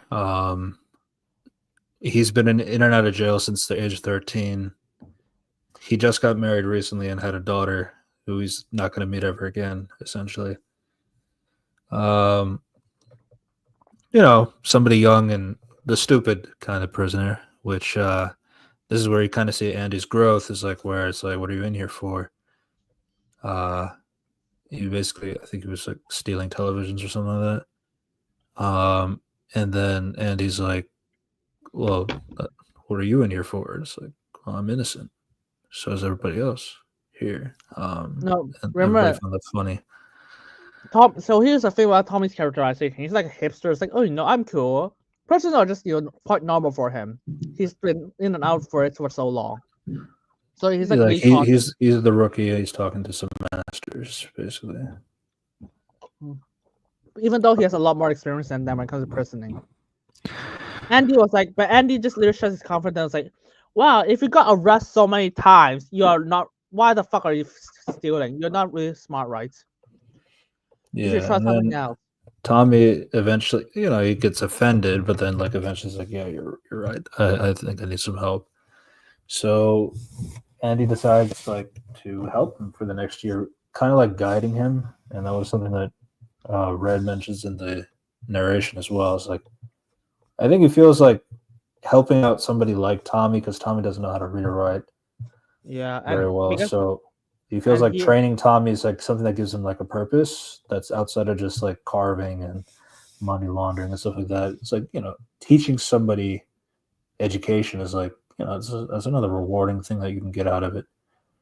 Um, yeah, and and a- Tom is like basically training to do this GED exam. yeah,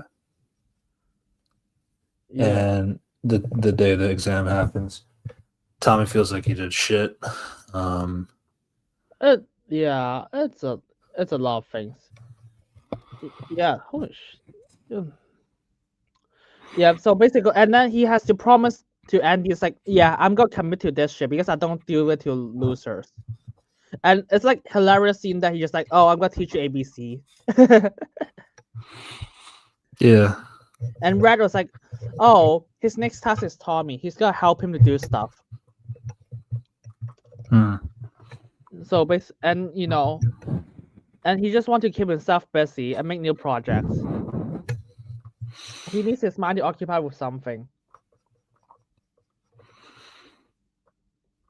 And also Red mentions now is 1966. So it's like I'll how many tell years? you how the goddamn score comes out. 2 Yeah. points right there. It's a basketball reference. uh, I felt bad. I let him down. It's crap. He was proud of you. Because he's talking to Red at this point. And he was saying like, how is he like? How is he so smart? He said he used to be a banker, and then so he's like, so how did a banker end up here for murder? he called his I wife. mean, if you look at him, you can't really imagine that. He gets caught his wife in bed with some golf pro, greased them both. Tommy is connecting a dot about 4 years ago, and then Tommy tells this conversation to Two Red other and people. Andy Ah, that there is a yeah, cellmate who claimed to have the responsibility of the murders for which Andy was convicted to. And yeah. you actually kind of hear you actually get to hear the prisoner himself say it in the flashback about how it was fucking amazing how they were able to pin the whole thing on this hotshot banker guy while the wife and golfer were fucking. So And he uses the same gun, so that's like even more. yeah, Here's the that's thing. all that is in the book. I knew that was going to be something that could be a conversation. Yeah, because I was like, oh, this Tommy guy just like, oh, by the way, I just meet this guy who just tells me everything about. I bring everything to fucking Andy. I was like, holy shit, what are the odds that you met this guy? I mean, I know that he's a hipster who got in prison for 13 years. Since 13, not 13 years. Mm. But I was like, wow, do you know how big a prison is? Honestly, it could be 13 years, like 26, 13 to 26. That seems reasonable. But Yeah. yeah, Oh, but yeah, it's like, oh, yeah. I mean, I get it's good for characterization, but at the same time, it's like a bit contrived. That Tommy just know this guy. yeah. I think, yeah, of course, And I will say that so Tommy's fate is different in the books as well. It's not how it goes like in the movie. Um, but yeah, that's just something I'll mention right now. But we'll get to that in a second. But Yeah. yeah, So basically, this changes everything for Andy. That he has some inkling that yeah, I was in prison for no reason. So I was right. I was innocent. Everybody was trying to gaslight me into thinking that I was the murderer, the killer, and all that stuff.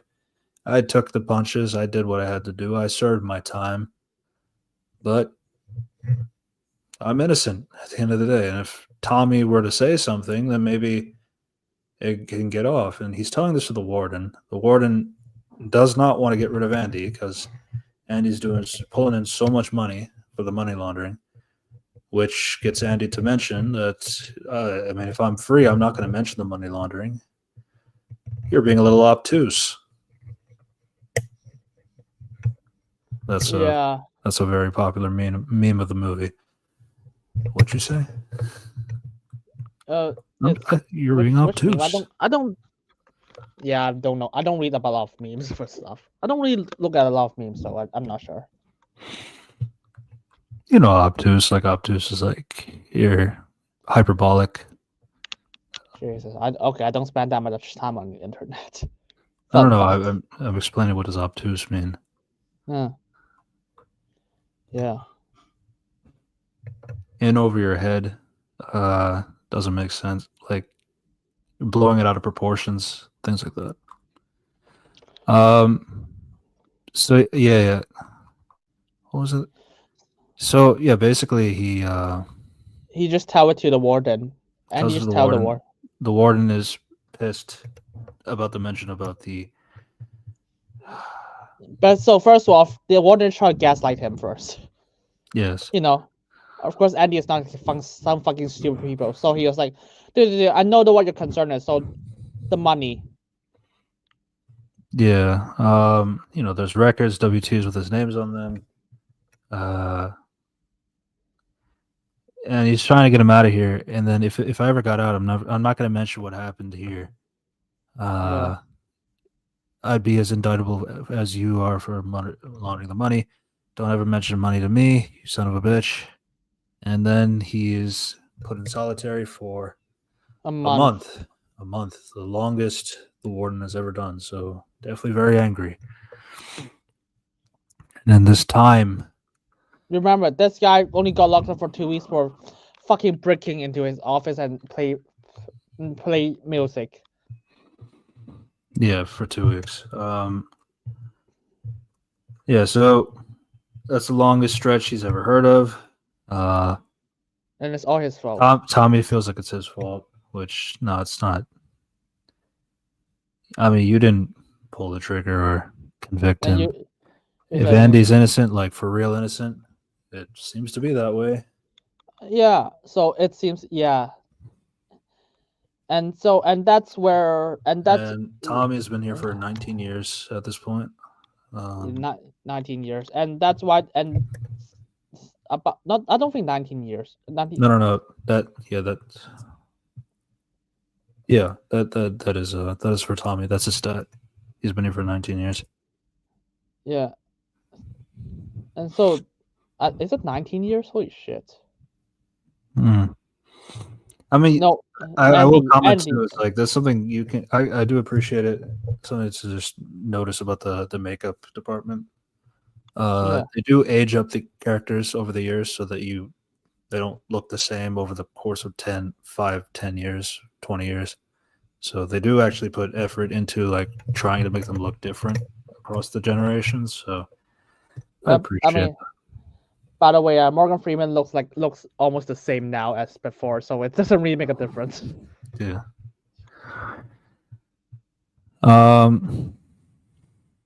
19 years. And Tommy, that's where Tommy get the high school education. And he's about to throw it away because he's not confident that he's gonna do it. He's not gonna make it. Until Red just like take it from him, and everyone just passing him over, just like laugh at him. And Red just like, oh, you passed.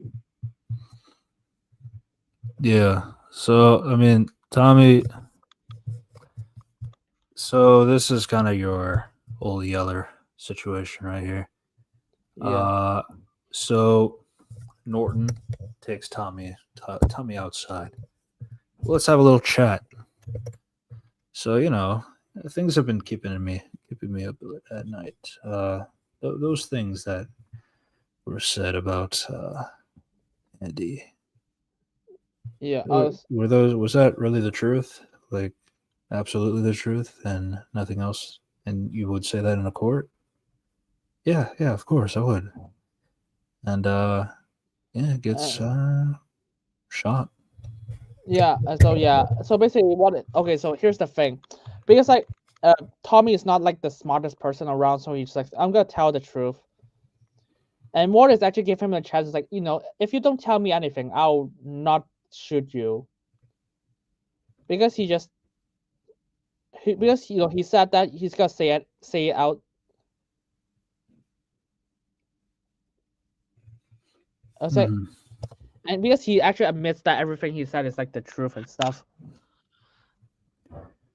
And he, of course, and the warrior doesn't want him to just leave for knowing that information and just possibly. So this is another pretty decent change, like pretty big change in the book. Tommy doesn't die in the book. What happens is that the warden, he actually says like he actually moves Tommy to a different prison away from Shawshank so that he's away from Andy. Um, so it's like to a point where he's no longer concerned of the current prison that they're at. So even if Tommy were to squeal in a different prison, it wouldn't matter. Uh, so that was the thing. That was the difference. But I do understand the purpose of killing him in the movie. It just I just wanted to mention that. further motivation, and and also the fact that characters the warden is much more brutal. If you just move in a different prison, he's like, oh no, he's got to have a better ending. Yeah, But which is funny because he's supposed to have a better ending, but we can't do that. yeah, but Yeah. I mean, I like the killing him more better here. Yeah. So Hadley shoots him, and by the way, have you read the book? When have you read the book? I've read the book. When did you read the book? Holy So shit! I this don't know. is so just to as I mentioned before earlier, the Shawshank Redemption, like that's not actually like it's not a big book. It's actually like a collective of short stories in What? the book called Different Seasons. So basically, Stephen King writes like four different books, like four different short stories in this one collective book, Different Seasons. One of them is Shawshank, as you know. The other one is Apt Pupil, that also has a movie out. The Body, which is actually Stand By Me, which is also equally, if not more popular. And then there is The Breathing Method, but that one has never been adapted. What? But yeah, The Shawshank Redemption is not like a big story, but it's a simple read. Seriously? Holy shit! Stephen King goes to movies. Different season. Oh well. What the fuck is like Rita Hayworth? Rita Hayworth, the fucking character, The actress. Yeah. Jesus. So it's the original story is just called Rita Hayworth and the Shawshank Redemption. Obviously, the movie just cuts the title to just the Shawshank Redemption, and then you have the reference of Rita Hayworth, the poster in the. But really, like Rita Hayworth is not like a character because like Rita Hayworth is just a reference to the poster. Yeah. So that's why. So that's it. So Yeah. that's why. I mean, I can get like I'm not the 100% Shawshank sure Redemption. why Bodies was referred to as Stand By Me. What? Is that I'm also sure, by? I'm sure you know Stand By Me, right? I heard of it. I never seen it. Stand By Me is also like highly regarded, like the Goonies kind of a thing. Oh, that's also by that's Stephen King. that's by Stephen King, and Stand Oh By my Me is like it's highly regarded. Jesus. He used to cook back in the day. I mean, he also made the X Files. So oh well. One episode. Yeah. Right. So Tommy's dead, and yeah,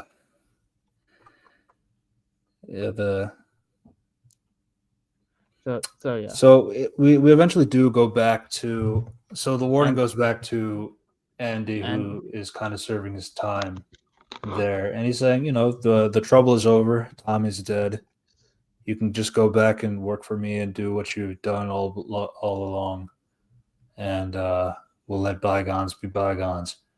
And then he says, Andy's like, get somebody else to do that. I'm done helping you. No, nothing stops. Nothing. None. Or you'll do the hardest time there is.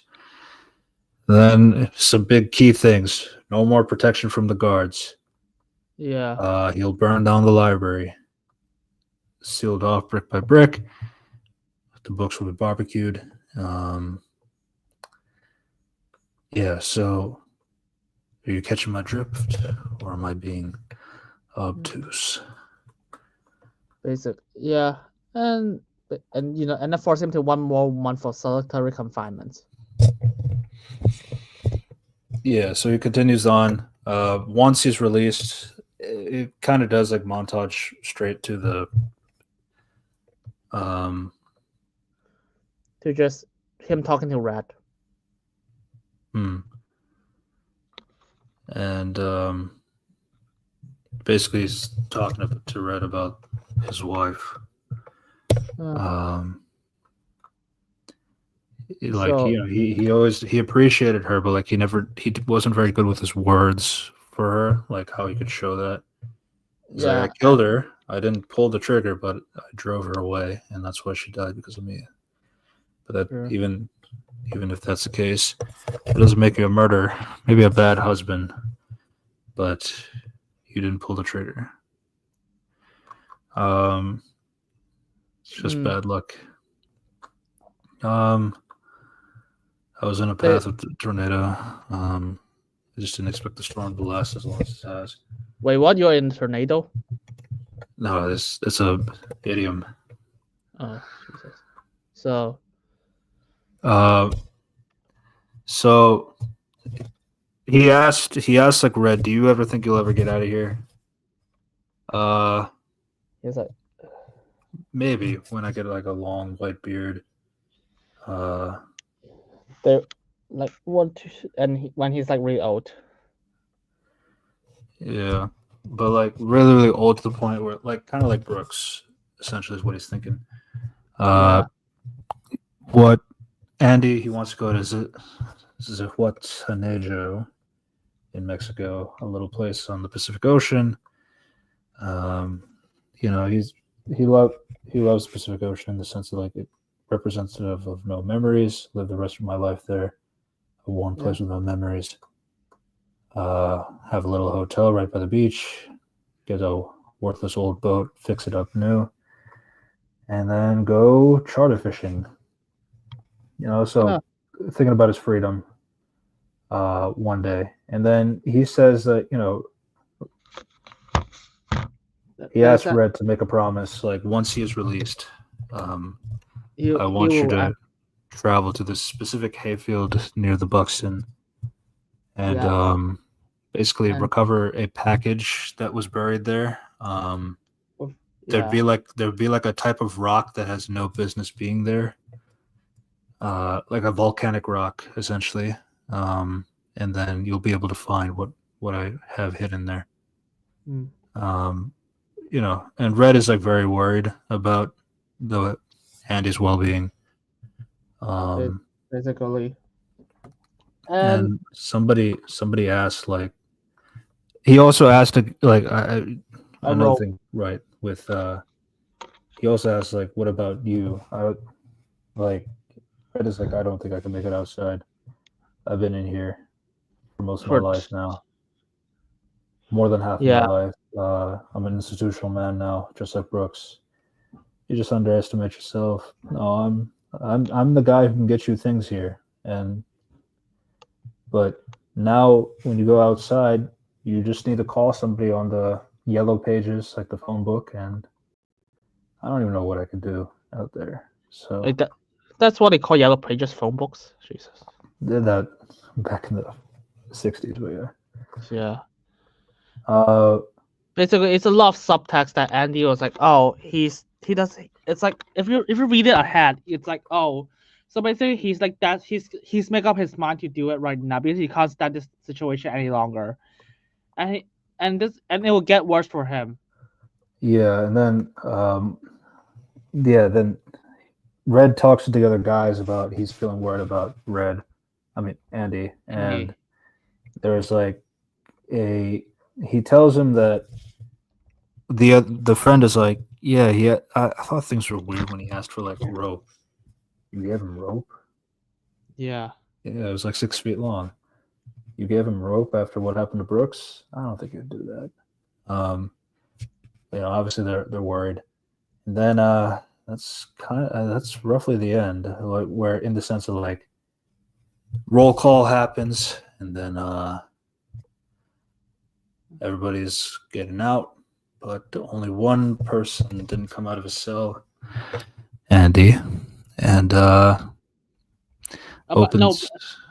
remember the scene that beforehand, that Andy just still doing the books for the warden first. Taxes Oh, and one last book writing. yeah, one last book writing. So to get and then this time warden said, instead of just tell them to shine his shoes, he tells him to shine the shoes himself. Mm. Yeah, and that's basically what he said. So he says he just want to remind him that, oh, by the way, you're still working below me. Right. Yeah. And So that happens, and then when they go towards the cell, it's empty. Nobody's in it. They try to look around. And they try to get Red. They get Red. They know his buddies. They're good pals. Red has no idea what happened. No idea what's going on. Yeah. And basically, he's Warden is like pissed. So he just starts throwing the rocks around, and then he throws one at Rita Hayworth's poster, and it cuts through the paper. And that's kind of odd. If it's a solid wall, it should not break. So picks at it, rips it off, and then you see And there people is actually a man-sized hole. people actually complain. People actually complain the fact that there's no way he can climb through this wall with with this, because that's like four, because Andy will have to stick like four sides of the wall with like paper. I was like, no, he just need to stick like two sides. That's it.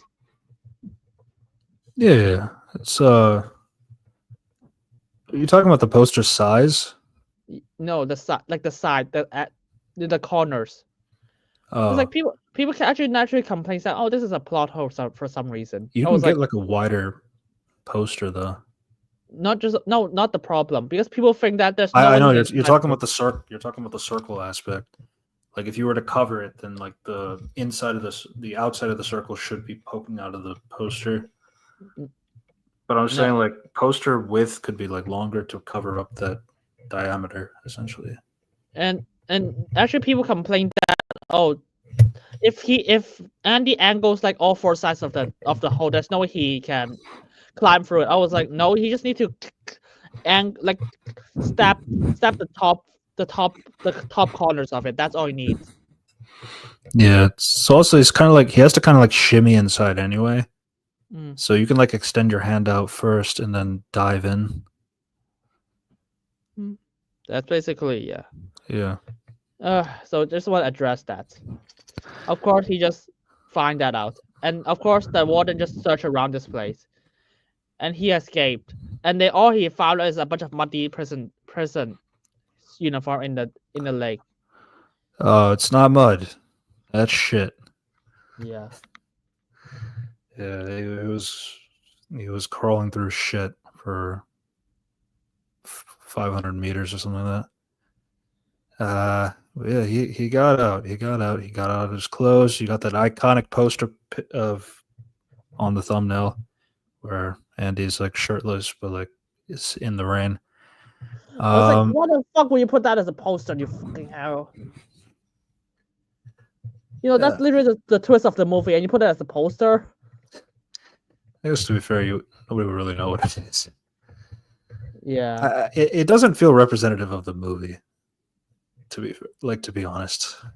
No, it doesn't. And if I didn't watch it, I was like, Well, I guess maybe though, because like Shawshank Redemption is essentially like a Prison Break movie, but not like your traditional kind of Prison Break movie. no, it's more like understanding human nature and just how institution works. But like there's a Prison Break. There is just that's just one of the many aspects of the movie. You Yes, feel it but moves. for the sake of a poster, I guess I could see that Prison Break. Ah, that's cool. Yeah. Maybe. Uh, yeah. So and he's gone. Then you kind of see you see some flashbacks of things that were going on behind the scenes. Like for example, the moment of the last conversation he had with the warden. You see that actually he put like he got like a similar type of book, a similar type of folder, and then he swapped it out for the ones that the warden usually puts in the cabinet. Um, so taking the original files of what the warden had. Um, then you also see some of the other things like Andy just how he's escaping and how he's essentially carving that hole in the wall. And it's like, yeah, I thought it would take him 600 years to do that. Turns out he needed 20. remember Um, Andy actually knows how rocks work and stuff. He studies those, so he can actually analyze it.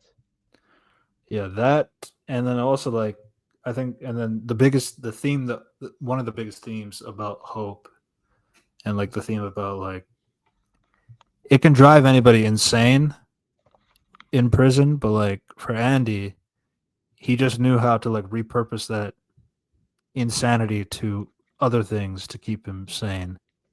Because like even though he thinks he's innocent, even though he thinks he's like able to go through whatever he could, he's still going to put all that effort into trying to escape. Um, he Yeah. won't quit from that decision like some people would give up, but he just didn't. And then obviously after that 1 month in the hole, learning that he was actually truly innocent, uh, yeah, he that kind of is the breaking point that Yeah. he And needs to escape. so he actually has to hold the entire time. But because it's a lot of Red just making a bunch of assumptions. He's like a bit of unreliable narrator that he doesn't get into Andy's perspective sometimes. Yes, And I'm glad you said that. yeah, it's a good use of unreliable narrator. It's not just to cover up plot holes. It's just to give you a different perspective of the situation. Because like you see the thing of Andy carving a hole in the wall, Yeah. and but like but then when you see like for example how does he get away? So you see him like go into the pipes, and there's lightning and rain that day. So what he does is like whenever there's a lightning crack, he'd slam the rock down. Slam the rock down onto the pipe, so nobody could potentially hear it. Somebody breaking the pipe, and he would do that a few times. Wait for the lightning to go, then hit it, and then cover himself in shit. But it's important so that when he goes out, the dogs won't be able to sense him. Yeah. So But yeah, it's like he's he's Andy's really smart. He's playing 4D chess. 40 chess. Yeah. Oh, we forgot to It's mention that he's been carving those chess pieces pieces. for chess pieces. Yeah. It's symbolism for that. To be fair, my Mhm. university just asked me to just like do fucking like understand how symbolism works and shit. Oh, this And I was movie like, has plenty of that. yeah. I mean, we do that for fucking Stanley Kubrick, so I get that. I love Stanley Kubrick, and most of his movies are really good. I said most because there's like a few that's like Yeah. hmm, probably Um. Yeah. So he takes basically he takes the So he ends up taking Norton's suit, tie, and ledger. Nobody even noticed that because it's such a routine at this point that nobody bothered to look down at his shoes. They were shiny, like the warden said to do it. And then he also has like the ledger containing the evidence of the money laundering and the corruption at Shawshank, and the guards were searched. So basically, the cops, like other cops outside, they go into Shawshank and they start arresting people. Yeah. Red says I didn't get to see it, but I heard that Hadley was crying like a little bitch. Mr. Krabs. So here's a question. So I just keep thinking, is this a problem? So do you put bars in like the pipes, in the end of the pipe, just in case anything happened? Uh, Or is that unnatural? so I guess it depends. Like, I'm sure, like other kinds of because like a lot of prisons, like if you think about the Auschwitz, like not Auschwitz, oh Jesus Christ, not Auschwitz, Jesus Christ, Alcatraz. God, I'm gonna get cooked for that. Mentioning a World War II. So yeah, the Alcatraz prison escape. Like the way that people escaped through that. I mean, they went through like the ventilation shafts, and they would carve like holes into the ventilation shafts, so there would be room for the guys to break out. But like that was like going through the air vents, so I'm not really sure. I can imagine like having pipes like not having bars like that, or even then like most bars usually aren't like that like small grated kind of a thing. Like they're usually like kind of like bigger squared kind of things. So Andy's like pretty skinny. Hmm. So it's like even if there were bars there, I'd assume he'd be able to squeeze his way out. I mean, he had to squeeze his way out through the hole through the wall. He could do anything at that point. Yeah, probably. And also, he can just he just keep hitting the rock with it. Yeah. Yeah. I mean, I guess like the only thing you could say is like maybe somebody would notice that the toilets were not working. But even then, it's like he did this at night, so not many people are going to be using the bathroom at that time of the day. Also, he just hit a fucking hole at the top of the pipe, so it's not really that bad. Yeah, yeah. Hmm. So yeah. Then it also has like a scene of like Andy going to the bank. He's calling himself Randall Stevens. He says, "I'd like to withdraw the $370,000." And he says he's not gonna be a part of this bank anymore. I just want to take my money and go. Everybody sees like he goes to these different banks that were all the money that was laundered from the warden, but nobody could find it suspicious because he has all the documents, he has all the credentials, he has all the social security number, proving that he truly is Randall Stevens. So Yeah. take your money and go. Remember, So, he's been out of the society for 19 years, so no one remembers him. Yeah. If I see a murderer, if a murderer lived next door to me, don't worry, it's not, because all people who live next door are like students and shit. So, and I haven't seen, and this guy is like locked in prison for like 30 years. I probably wouldn't even notice that. Yeah. Yeah, so he gets his money, and then the local newspaper, they basically had sent the news tip about there was money laundering in Shawshank, and here's all the evidence that proves that from an anonymous tip. And Hadley's taken to jail, and they go up to the warden's office and tries to arrest him, but the warden doesn't want to get out like that, so he commits suicide. Yep. And And by the way, it's symbolism that that the fucking warden just looks in the Bible. It's like, oh, you're right. It's like yeah, salvation day within, and then you just see the fucking axe inside yeah. that So he's been used. yeah. So the warden in particular is the one with the biggest change from book to movie, and it's not that big as you think. It's just like in the sense of like, so the warden actually is three different characters because there are three different wardens that are there during this time of Shawshank Redemption, the book. So there's like one who's like mid, one who's like evil, like one that's like bad but not evil, and then one that's like evil. And then like each of them had each of them had different personality traits. I think the mid one was like kind of like he was the Bible one, and then each of the other ones like have their own different personalities. So it's like I understand why they combined them all into one character. I just think it makes more sense to do that, and I think it's better for that too. Honestly speaking, because Yeah, for one, like less people to juggle, and one and two, it's like the they're warden drunk. himself has so many themes related to the whole story overall that like I feel like it would have devalued if you gave two other characters who don't really share the same personality as the one in the movie. Yeah, to be honest, And I'm just then so yeah. mhm. I'm just so curious. I'm surprised my fucking university didn't even choose to show the Shawshank Redemption when it's like this is like the lecturer's fucking pipe dream when it comes to symbolism. Yeah, but it didn't make box office. What? I hate people. Well, it's kind of funny though.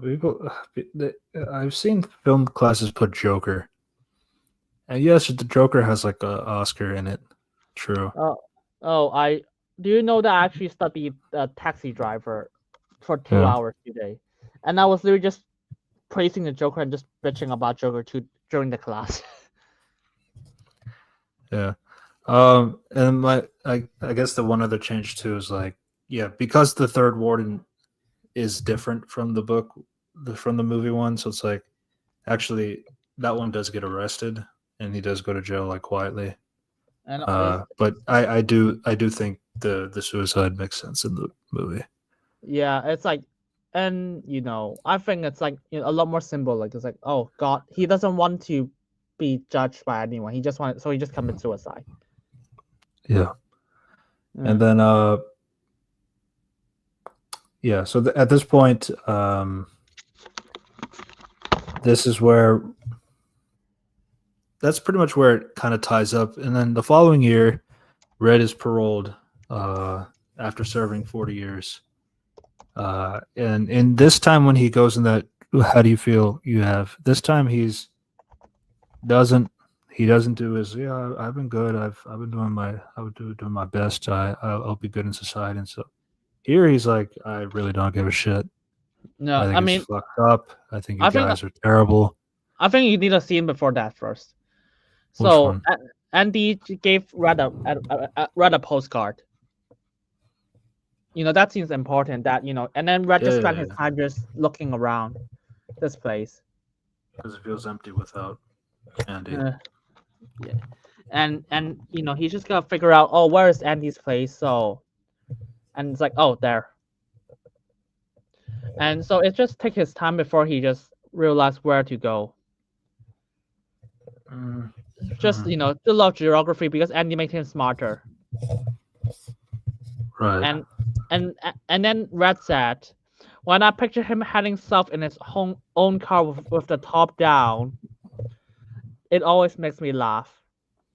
He just like Andy the Frost, who crawled through a river of shit and came out clean on the other side. Andy the Frost, headed for the Pacific. Yeah, it's like really. Here's the thing. It's like a really good scene when it comes to like characterization. Like Red just cares about Andy and he actually wishes to see him again. And exploring how the outside world looks like. As now that he actually escaped.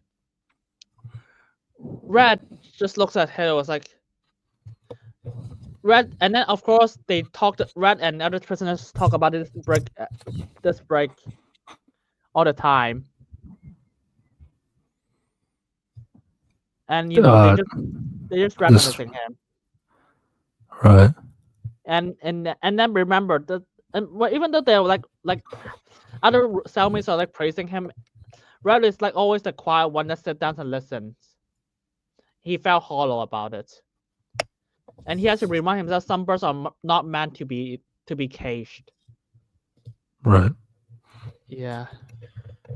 Yeah, and it's kind of just reflecting back on like, some people do prefer that institutional life, but some people just can't do it. Doesn't matter. It's a lot of themes. Like, would you rather be trapped into a safe place, or you rather set free and explore the real world? Yeah, and And and then you just gotta love good dialogues. It's like I love this because Red said their feathers are just too bright, and when they fly away, the part of you knows that it was a sin to lock them up. Does rejoice, but still, the place you live in is that much more drab and empty that they're gone. And for me, I guess I just miss my friend. mhm. Yeah, he just, he just like really misses him, and he just like reflecting the fact that maybe he should be leaving as well.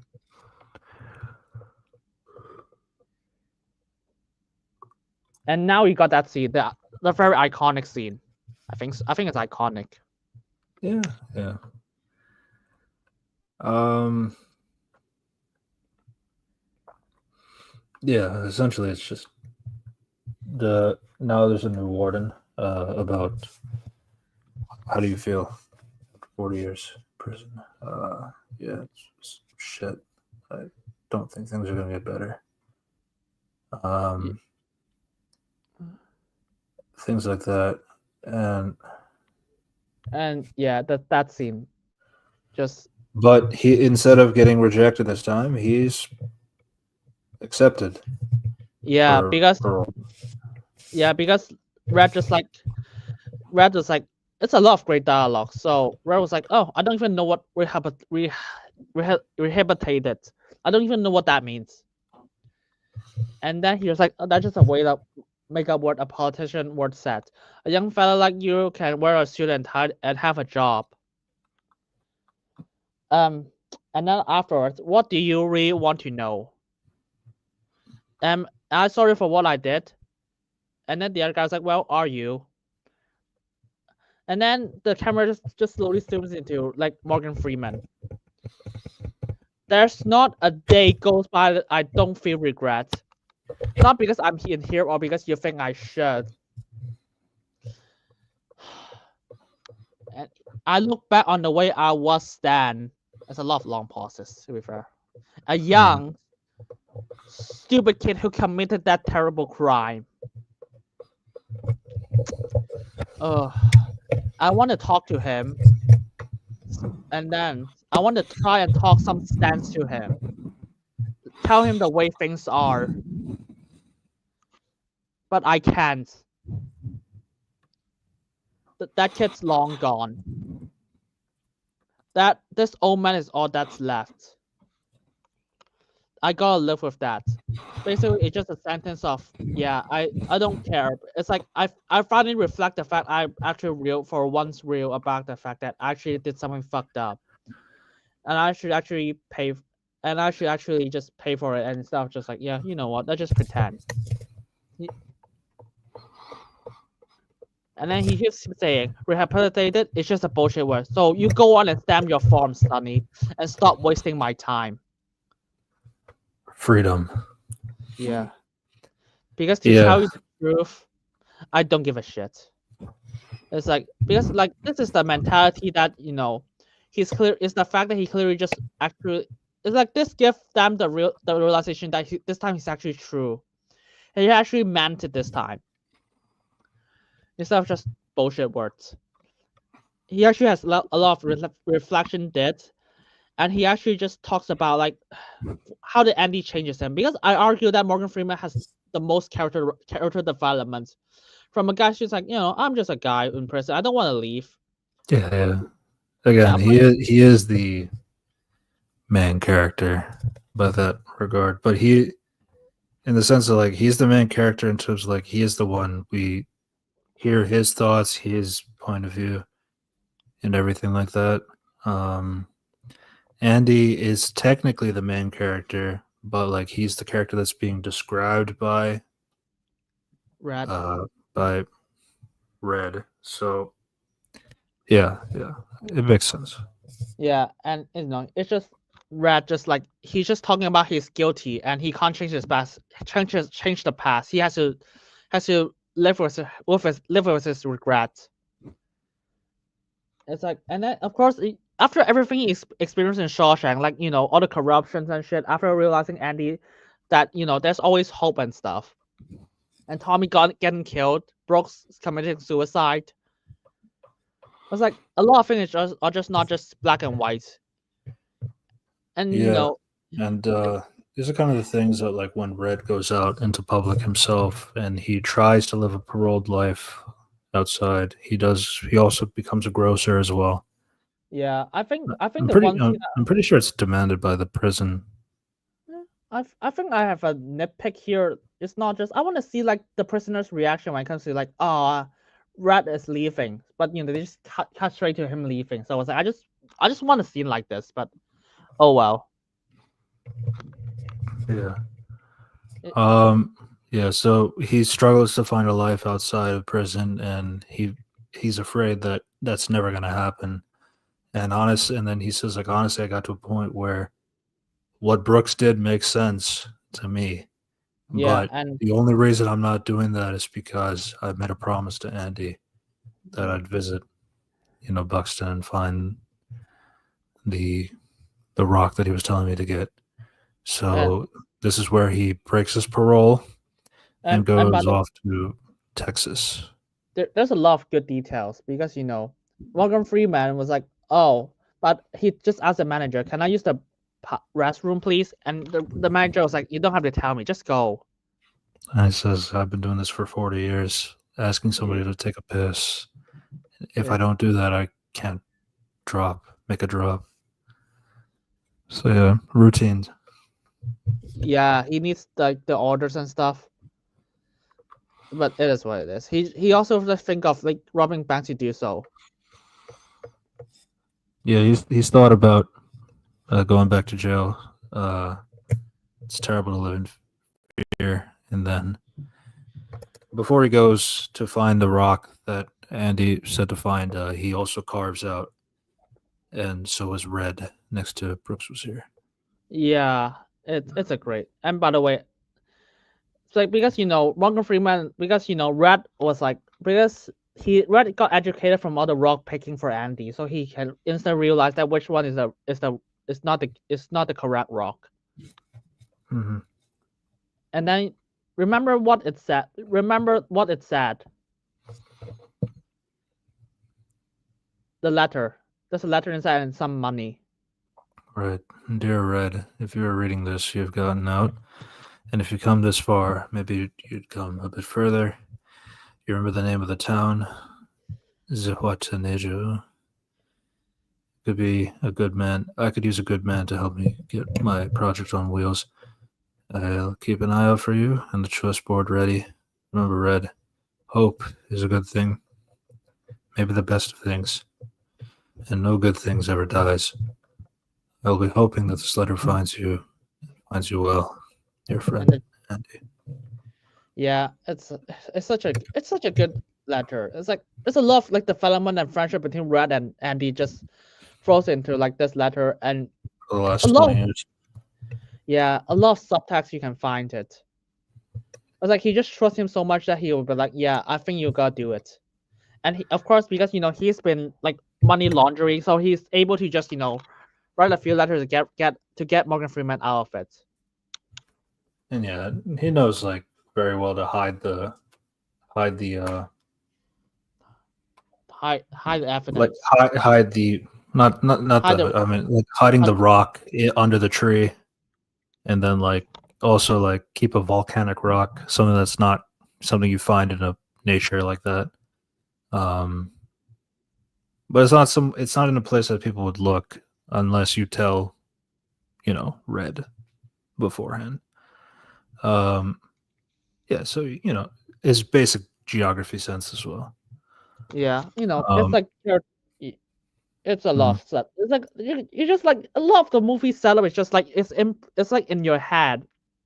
You didn't realize it until it's like, oh, because Yeah, it doesn't. honestly, before I talk about the movie overall, so just to close it out, he breaks his parole and he goes on a bus to go to Fort Hancock, Texas, and then eventually crosses the border into Mexico. And then he's admitting that now I used to think hope was stupid, but I can't lie, I definitely feel something right now, kind of a thing. And then yeah, it ends with the beach and is working on his boat. Red finds him, and they reunite and they hug. And that's how it ends. Yeah, it's amazing. I mean, I know the That's ending page. yeah, Yeah, that's an addition in the movie. Like in the book, the book ends like basically the book ends like where the bus is. Like, I hope I'll be able to find my friend in like out there and see that Pacific Ocean, that beautiful ocean, all that stuff. Like the things that he told me about. That's where it ends, and it's a fine ending. Uh, and it makes sense. Like, oh, will he ever find Andy? Who knows? But yeah, I appreciate the movie because like just seeing two friends hug, it's good. yeah, and it's I mean satisfying, and remember there's like he told him to go to like I don't know how to pronounce this word, Satonica. I can't pronounce it either. Zuhuataneja, something like that. Like some just a city in Mexico and stuff. So it's like he just narrows it down for him already. Yeah, yeah. So it's like I think it's like one thing is like because like if you have an open ended thing, it's like, oh, will he find him? Maybe if there's another book, you'll be able to know for sure. But that's not. I mean, this isn't the era where like you had sequels like that, so it makes sense. I mean, And open ended. it feels like a more it feels like a good ending, especially after all the dark stuff that these guys had to go through. Yeah, I mean, it's also like reasonable. It's like, and he just told him, it's like just go to this city. That's basically what he told him. It's like, and you could literally just ask people in the city, and this city is this even a big city? I mean, it's big, but he said he'll be on the beach, so that kind of narrows things down. Mm. Like So he says, he wants to build a hotel and work on a boat on the beach, so that kind of narrows things down at least, yeah. at the very least. Oh, I just researched it. Apparently, it's like the fourth biggest city in Mexico, state of Goguryeo. Yeah. I'm just saying the thing that narrows it down is like go to the beach and then you see the Pacific Ocean because it's right on the edge. Um, so that kind of narrows. I mean, it's still like a long distance of beach to go through, but I mean, he's running on hope. So It's fine. I mean, I think I can believe he can just deal with it for like in a year he can find it. mhm. Yeah. So yeah, that was the Shawshank Redemption. Yeah, one of the greatest movie of all time. You can't convince me of otherwise.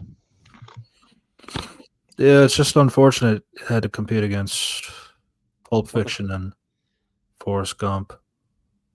Wait, what? Those are the same movies that year. Mm-hmm. Jesus Christ! No wonder it's not. I need to watch. It's which is better, Pulp Fiction or this movie? I haven't seen it. I haven't seen Pulp Fiction. Fun fact. I prefer this movie more, but I'm more into psychological movies in comparison.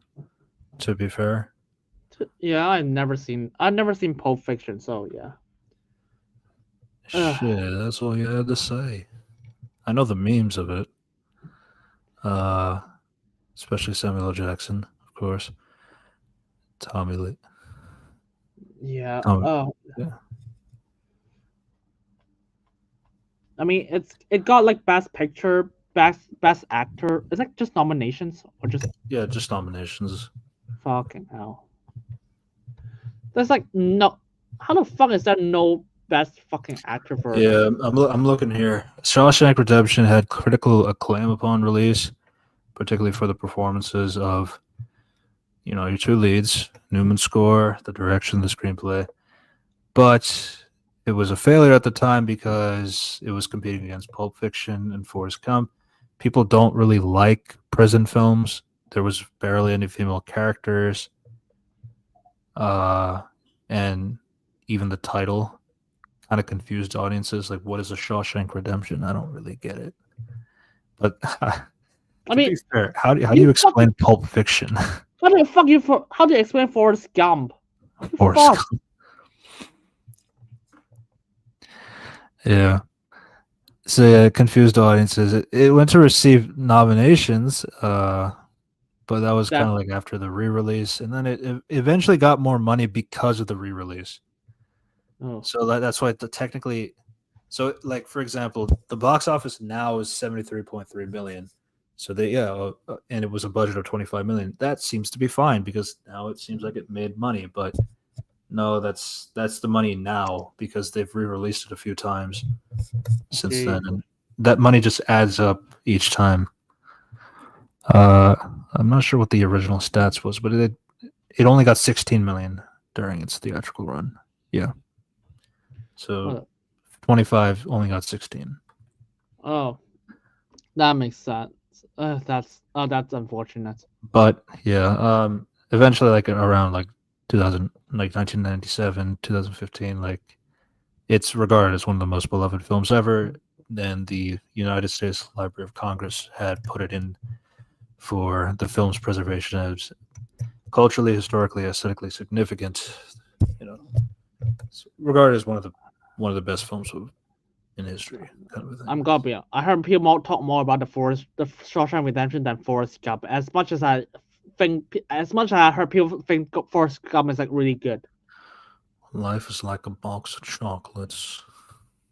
You never know what you're gonna get. Yeah. Yeah. Forrest Gump is also based off a book too, so it's like I don't know. I feel like Shawshank Redemption, Forrest Gump, they both have the same argument for what's a Forrest Gump? What's a Shawshank Redemption? I don't know. It's like, They're both and then books. and then Forrest Gump is just the character of the fucking character, the character's Yeah. name. Mm-hmm. Pulp Fiction is original. I'll give it that. And Quentin Tarantino had a name for himself at this point. To be fair, that Forrest Gump is directed by Robert Zemeckis. That's also true. Yeah. Wait, the Frank main Darabont. I mean, I think prior to this, he did Nightmare on Elm Street 3, The Fly 2. So different kinds of horror movies. He didn't. You know The Green Mile, right? Yeah, I've seen it. I'm tired, boss. Yeah, it's like his like, and it's like Another Stephen King book. yeah, I was like, another film was like, what? This is Stephen King again? I'm telling you, Stephen King is just like his psychological ones are usually his better ones. His horror ones are like it depends which one we're talking about. It's like it's not even psychological. It's like the most. All he did is like drama for the Green Mile and the Shawshank Redemption. I was like, motherfucker, you can draw a lot of like themes in this movie, like about hope, institution, and like what makes a man tick. And should you live for freedom or should you live for just for security? And it's like there's a man deserve redemption after murder. It's like you kind of look a lot of fucking themes or a lot of ideas and themes that communicate that's executed really well in this movie. and then the Green Mile is like, and then here's the thing: in the Green Mile, it's a lot of also about morality. Should you kill the God's creation? How evil is evil? It's like should murderers deserve a chance of redemption as well? Motherfucker, I think Stephen King's best work are literally just prison stories. Unless the adaptation changes like everything when it comes to Stephen King. Like The Shining. in Stephen King's book about writing, he said in his exact words, "The editor is always right." Jesus. I Uh guess he got rid of his editor. yeah. No, I will say though, like I feel like with Stephen King overall is like it there are like some classics and there are some films that you watch like you don't even realize it's Stephen King. It's interesting how that works. Yeah, I was like, how many movies are made by Stephen King adaptations? This guy can write a book in like 6 books in a year or some reason. Yeah, his frequency is off the charts. Jesus. I mean, I know everyone knows The Shining. What fucking Carrie is by? Oh, of course Carrie is by him. Mm-hmm. Motherfucker, he made Geralt's Game. Yes. Oh, I need to read them all. Oh, Shawshank Redemption. Okay, Yeah, I'm going. there's a lot of them where like they have like like they've adapted them, and there's a lot of them that haven't been adapted yet. But like I don't Yeah. know, for a guy who like hates when films go like off the script or like off book. By the way, he absolutely loves Shawshank Redemption. By the way, which isn't a Oh, surprise. yeah, Uh, because it stick to his books to a T. it sticks to the book. Yeah, like I'd say like 98% of it. Yeah,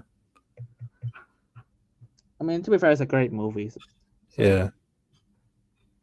Oh, I get what he means sometimes. Like, it's like you can still stay faithful to the book and keep to the themes of the book, but you can still kind of do some liberties here and there, but it's still on brand.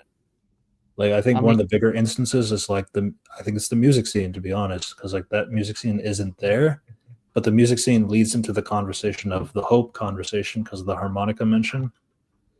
Um, so yeah, it's like even though that's not in the book per se, but like it is something that leads into the actual theme of the movie, which is finding hope in something that seems hopeless. and So yeah, yeah, to be fair, like Stanley Kubrick is able to adapt his The Shining, and almost everything has nothing to do with The Shining. yeah. And I also think it kind of works too because like it gives you it gives you one time where you got punished for 2 weeks, so that when he gets punished for 1 month, it's like it's not that it's not that crazy of a difference. I mean, yeah, 4 weeks is crazy, but like he did 2 weeks before 4 weeks. Eh, And then just add they're set 4 more weeks. Yeah, and then add 4 more weeks before. So, oh well. Mm-hmm. Remember, yeah, actually, you know what? That's not. It's fine. I need to look at how many fucking movies he got adapted. It's like 100 of them, I think. Oh, Christina's by him. He's got a lot of TV shows too. Oh yeah, I've seen the one he wrote. It's called it's like what Lazy Story. And I could not understand a single thing in that show. I mentioned it before. Yeah. Like, what the fuck is that show? Was like some girl. I was like, when I see the title Lazy Story, I thought it's like about Lazy's story. It's not about Lazy's husband's story.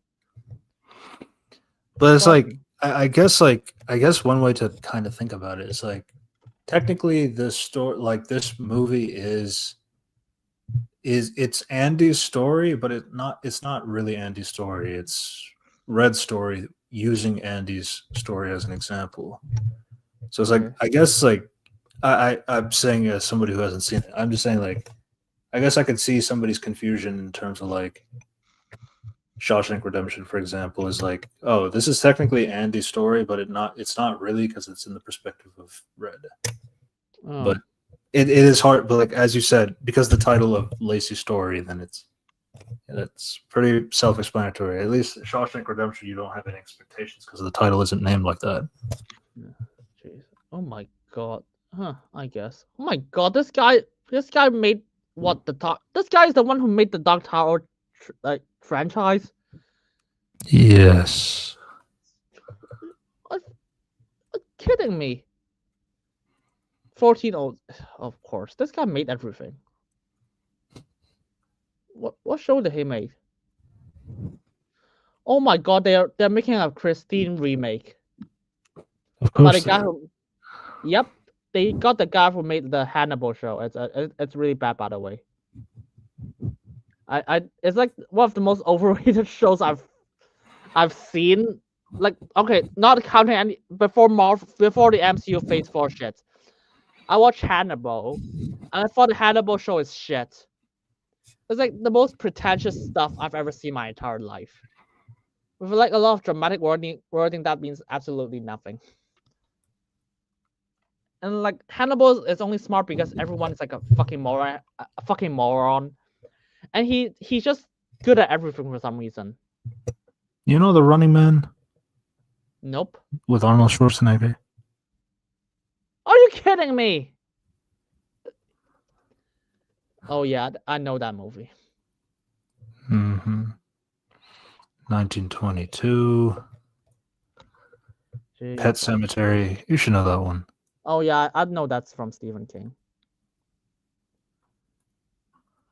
Christine's about killing Car. I'm sorry, what year are we? Unless they're gonna adapt the Christine as that time period, I don't think they're gonna do it again. Oh, Edgar Wright's doing The Running Man? What? I Oh think yeah, that's the a remake, right? yeah, the remake. That Motherfucker, that's could by cook. Stephen King. That could cook because it's Edgar Wright. Yeah, just. I mean, who's the co-writer anyways? Michael Bacall.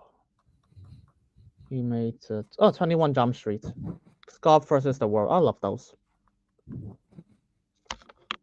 Yeah, I'm fine. Yeah, it would be good. 2025 too. Yeah. I'm not gonna watch Chris. I was like, have you seen Christine? It's been a while. Oh, Katie O'Brien is in this movie. Oh, that's what Glenn Powell was in. I've heard a lot of the Running Man talk. I didn't, I'm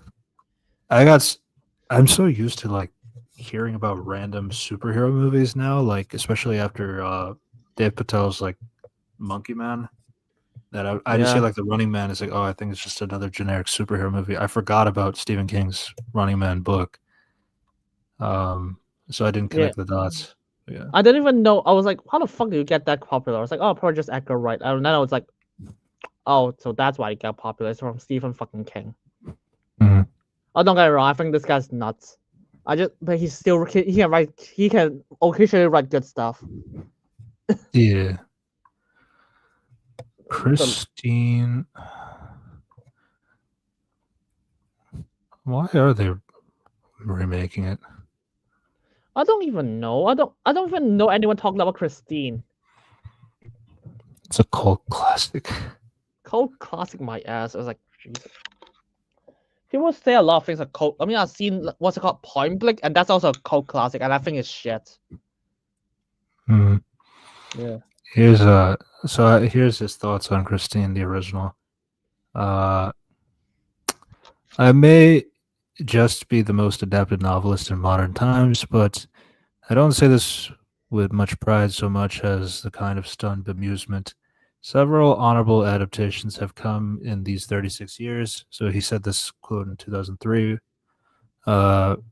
And the best of those have had few elements of I'm best known for science fiction, fantasy, the supernatural, and pure gross out moments. The books that do have those elements have, by and large, become films that are either forgettable or outright embarrassing. Others, I'm thinking chiefly of Christine and Stanley Kubrick's take on The Shining, should have been good, but just they aren't. Are you fucking kidding me? The Shining is They're actually sort of boring. Speaking for myself, I'd rather have bad than boring. You kidding me? The Shining is literally the movie that people know from Stanley Kubrick. It's like one of the best horror movies of all time. And he's saying Christine and Shining are the same caliber to him. I was like, unless Christine's like really good, or the person is like really stupid. Oh, it's also directed by John Carpenter. Oh, really? Yeah. That's a big name. Yeah, it's like it's barely a it only made back its budget. All the Halloween films Yep. Also, the and the thing, new ones. the thing as well. The thing is And the good. Thing. The Thing is good. Aren't they remaking The Thing? Uh, the there's They- there's a reboot. There's like a prequel for the thing already. So I'm not sure the thing. I need to look at it. Here's the thing: 1982 film is already a remake of the thing. It's just the one that people know. It's like the Invasion of a Body Snatcher. The one with Donald Sutherland is actually a remake. I've seen the 50s one. I've never seen the Donald Sutherland. I haven't seen the Donald Sutherland one. Even that, the 50s one is amazing. I mean, I have problems with it, but it's like if people told me the Donald Sutherland one is actually better than this, I was like, holy shit, I'm gonna watch. This has to be better. By the way, every Monday I study film and just discuss and just watch a lot of old movies. It's like every week I just study film. My teacher would just show some old movie. I have to discuss it for 2 hours. So I got used to talking about old movies. I love to talk about old movies that are good, and of course I insult movies that are bad. Don't watch MASH, the movie, not the show.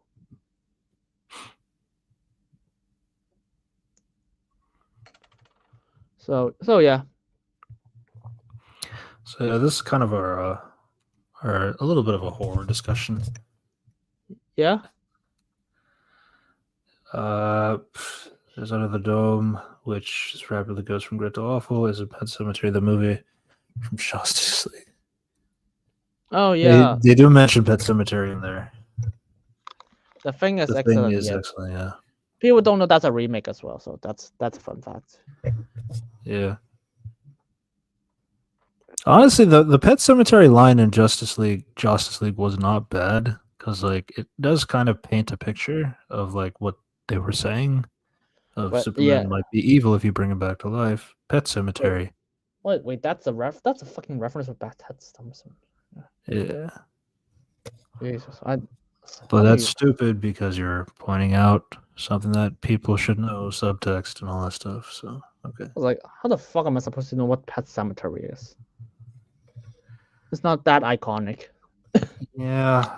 I mean, like I don't know. I feel like that's kind of an MCU quip too, kind of thing. Like where like Tony Stark just mentions like a bunch of like random movie references. It's like that Tommy guy. I didn't remember he mentions Capone. I know who Capone is, but it's like, of course, but the thing is that actually characterizes him. All right, take it easy, Lebowski. Yeah.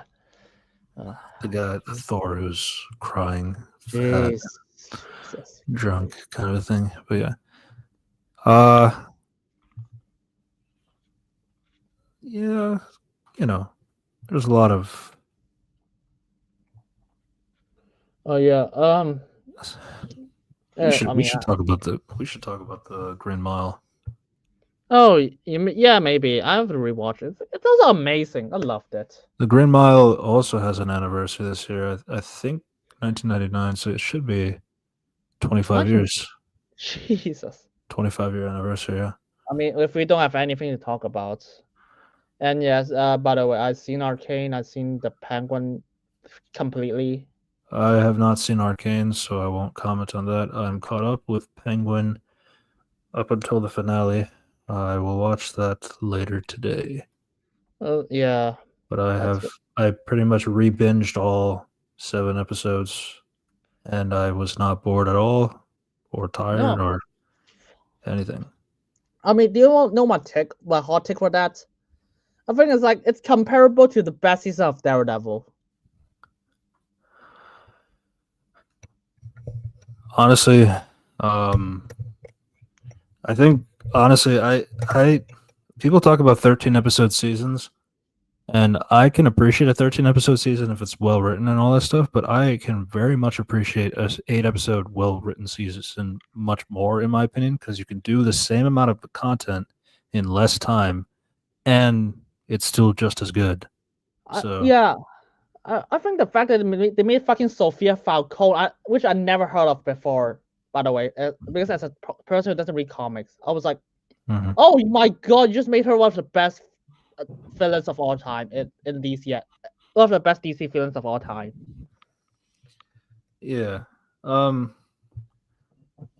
know, as somebody who does talk about comics and stuff like that, Sophia, of course, isn't super accurate if I were to compare like physical stature wise or like how she is like in that sense, but like that doesn't really take away from anything that Sophia has going on for her. I mean, and she's iconic for a good reason, and the fact that she is iconic is wild.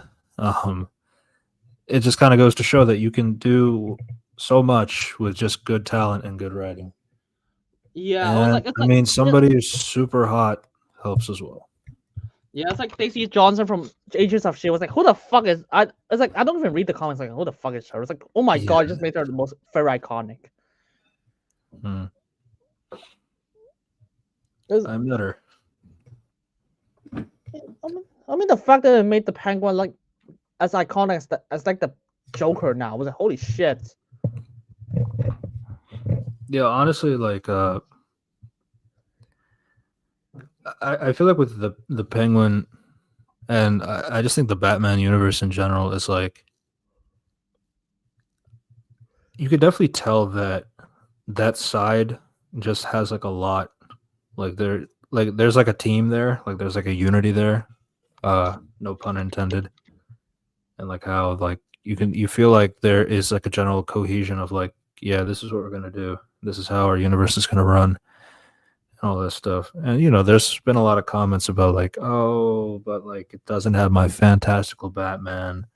He's not fighting Killer Croc. He's not fighting Mr. Freeze. And it's like, why?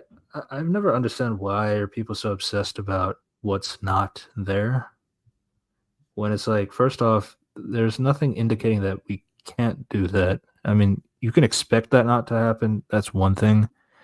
But like, am I going to criticize like Iron Man in the MCU because he's never fought Radioactive Man?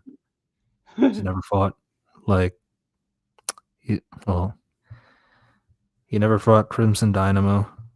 I mean, there's plenty of villains that Iron Man didn't fight that are from the comics, but like there are so many villains out there. Sometimes you just can't expect an adaptation of all of them. I mean, It is what sometimes it is.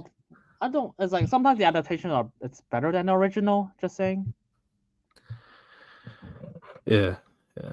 I mean, Um, fucking that's literally Stanley Kubrick's entire filmography. yeah. Uh, like Sophia, for example, Sophia is very different from her comic counterpart, but like I think they're both good for two different reasons. Is kind of my thing. Um, You have to imagine this. That they fucking made a show that no one cares about. Like, okay, original I don't even care about, even though the I Penguin show, yeah. it was like, why would you make a spin off of the Penguin? And it's like, oh, who's the fan? I was like, oh, this girl no one knows from the comics.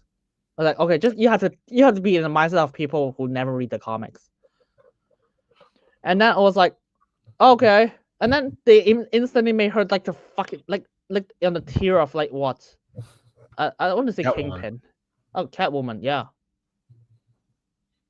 I think she's Well, like the best villain of like the Ivy. entire. I think Ivy more than Catwoman. Yeah. Yeah. Yeah, and this girl was like the best villain of the entire, not villain, I was like antagonist of the entire Matt Reeves franchise already. Like that's insane. Mm, I just don't I know how to guess. call the I I guess. just don't know how to call the Penguin because the Penguin is technically the protagonist of the show. So it's just they're the same level when it comes to writing quality. Honestly, I like all the villains, all of them, and they're all different though, and that's what I appreciate too, because like they're all good in their own way, and they don't feel the same. They don't feel like a reskin of somebody else, which I've always had this issue with the MCU, at least particularly recently, but like how so much of it is just like, it's you're just a different hero, but like a new like coat of armor paint or like some other costume or some other superpower, but like your personality is the same. You guys like do the same things. Like it's kind of it's like it gets boring on that side. But like here, like I feel you can feel the variety of everybody, and I feel like everybody is good at what they do and for what they are known for. So I've always appreciated that aspect of Yeah. at least this universe so far, of course. But man, October 2026 is a crazy time to wait for the next part. Hey, to be fair, I think that Matt Reeves just removed like 2 projects. I was like, okay, I think I can understand if they want to just make one good project instead of just quantity over quality. It's fine for me. Yeah. My only thing about that particular comment in particular is that they are very different in terms of like what you could do with the topic that, like if you're talking about a GCPD show, a Arkham Asylum show. Like these things aren't like these things are very different from each other that like you could theoretically do like work on one or the other and like do something with them. And like it shouldn't interrupt anything else because like especially Arkham Asylum, because like Arkham Asylum is like you can't really have Batman in there anyway, like at least outside of a cameo, maybe. But yeah, I mean, it makes sense for a whole facility to be operated under the one guys. But my only downside with that, of course, is like I don't know what you would want to focus on. I mean, there's plenty of stories that focuses strictly on Arkham Asylum only, and there's plenty of comics that focuses on the GCPD more. And then and I feel like GCPD is probably more palatable in terms of like trying to do something that is at least incorporating Gotham and incorporating things like outside aspects and iconographies of the Reeves verse into the show like that. Whereas Arkham Asylum is confined um, in that sense. So there's pros and cons, but I mean, as long as there's good writing, I don't really mind what the options are given. But yeah, I I still feel like, but yeah, I'm not gonna force like Matt Reeves to do something he doesn't want to do, or if he feels like there's no reason to put too much on this aspect. But he did say he's wants to do spinoffs, like other spinoff ideas. So at least it's still on the table. Yeah. And Catwoman. Catwoman. Ugh. Catwoman. Maybe I'm not sure. It just depends on what story they're gonna tell. But because I know the final episode, I'm not gonna say anything. Mm-hmm. Uh, I say that they should do a story. I don't know what they technically don't have to do any story about pre-existing characters. They can just make up a story about John Goodman in Gotham, and his story is about him being Oh, a he used to voice Sully. oh wait, Yeah, you I just you just mentioned you mentioned John Good. I'm just making up a random name. If I didn't tell you Yeah. somewhere who So never know you. okay, yeah, fair. Yeah. So basically, it's like he just tried to do. So he's just an old guy living in Gotham, and he just look at the window about how he feels the world. You can make a short story out of it. Yeah, I'm just saying. I don't know. It's like after watching Banshees of Inisherin, it's like I wanted to see uh Brendan Gleeson so bad in the Penguin. I know Oh it was fuck, yeah, Joker too. Fucking hell. yeah, but they put him in Joker too. It's crazy. It's like, oh yeah, what a waste of talent. Uh, I mean, I think they changed. He's in Gotham. He's just in the wrong one. Wait, which one? Like he's in Gotham. Like the Joker's Gotham, not Uh, not Matt Reeves' Gotham. yeah. Don't worry. A lot of people are fucking or like Joker 2 for some reason. You know the like I think what's it called? Uh, is it Evil in Endeavor? She's also in Joker 2. Evil in Endeavor.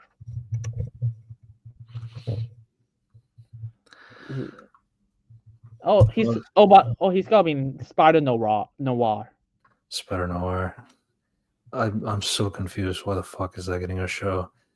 I I mean, mean, I'm not gonna turn it down. It's Nick Cage. I get it and all, but like, to be fair, I think that's the only I'm reason that so Nick. confused what Sony wants to do. But to be fair too, it's not Sony making this call. It's Amazon making this call.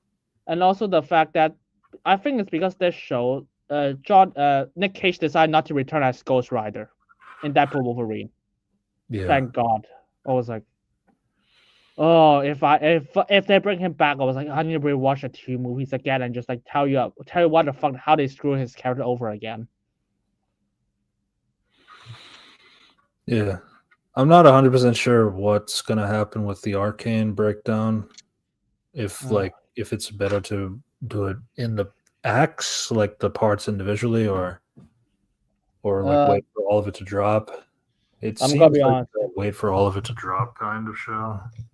I'm gonna be honest here. I seen 2 episodes. I don't really have much to say. That's insane. It's fucking Arcane. I was just hoping that, like, because they said long ago that this is only a 2-season show. Like, it's not going to be multiple seasons. So it's like, okay, you guys have a beginning and an ending. So, Well, fuck that. I think they only have 1 season plan after this. yeah.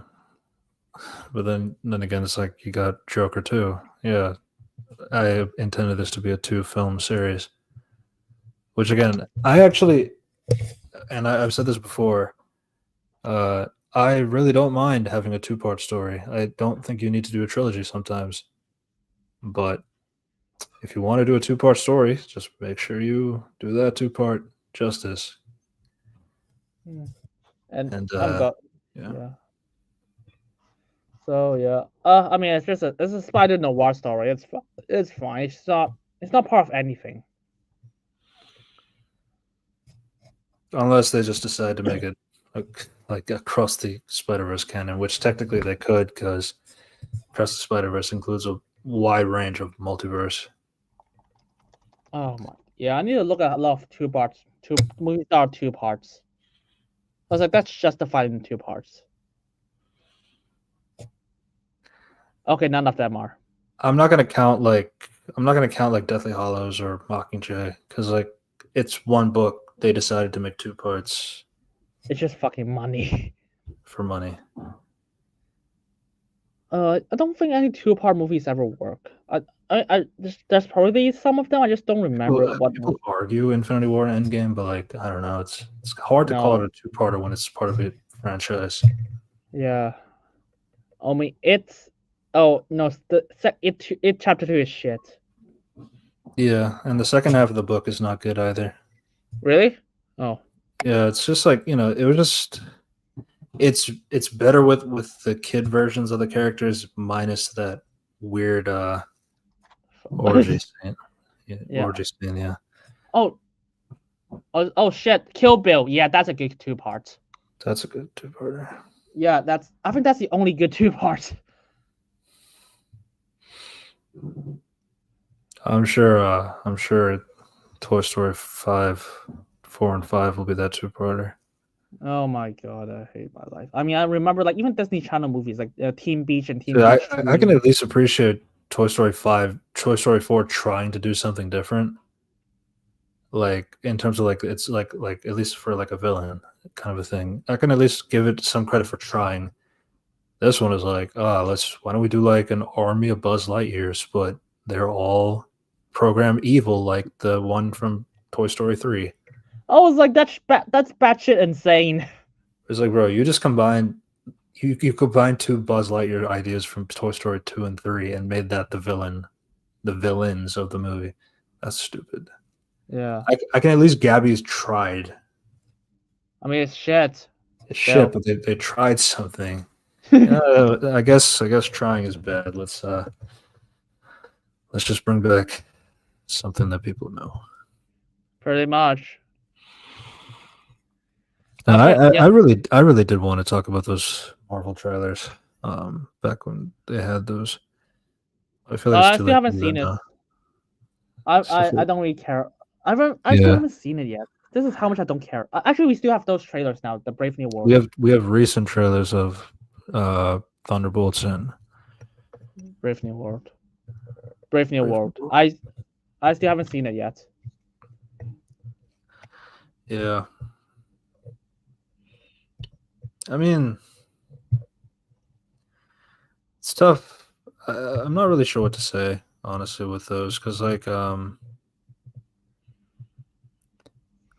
like I feel like with Brave New World in particular, it's just so distracting how Sam looks so out of place in this entire movie, and not because I really don't care if he's Captain America. That's not my thing. And I need people to stop acting like that's the only point when people say that. My problem is like, why the fuck are there so much Hulk stuff in a Captain America movie? It's so stupid. No, I mean I was more distracted the fact that they're stupid about it.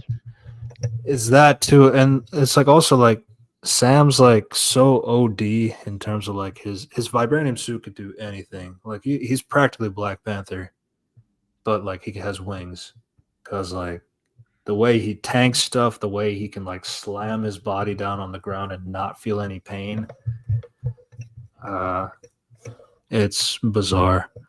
I mean, you've seen some of the gifs, even if you haven't seen the that we sent in the chat, even if you haven't seen the trailer. The way he lands on the ground, like with a sonic wave, and like he lands on his foot like awkward. I don't know why would you do it that way. It's so weird. I was like this film was like 400 million for some reason. So I was like, oh my god. Yeah. But trust me, I mentioned that the Joker 2 budget is 200 million, and everyone was like, and my friend was like, wait, what? 200 million? I was like, yeah. He's seen Joker 2, by the way, and he can't tell it's 200 million. But Yeah. budget. Yeah. I can tell it's more than Joker 1, but I can't tell it's 200 million. I don't know if that makes sense.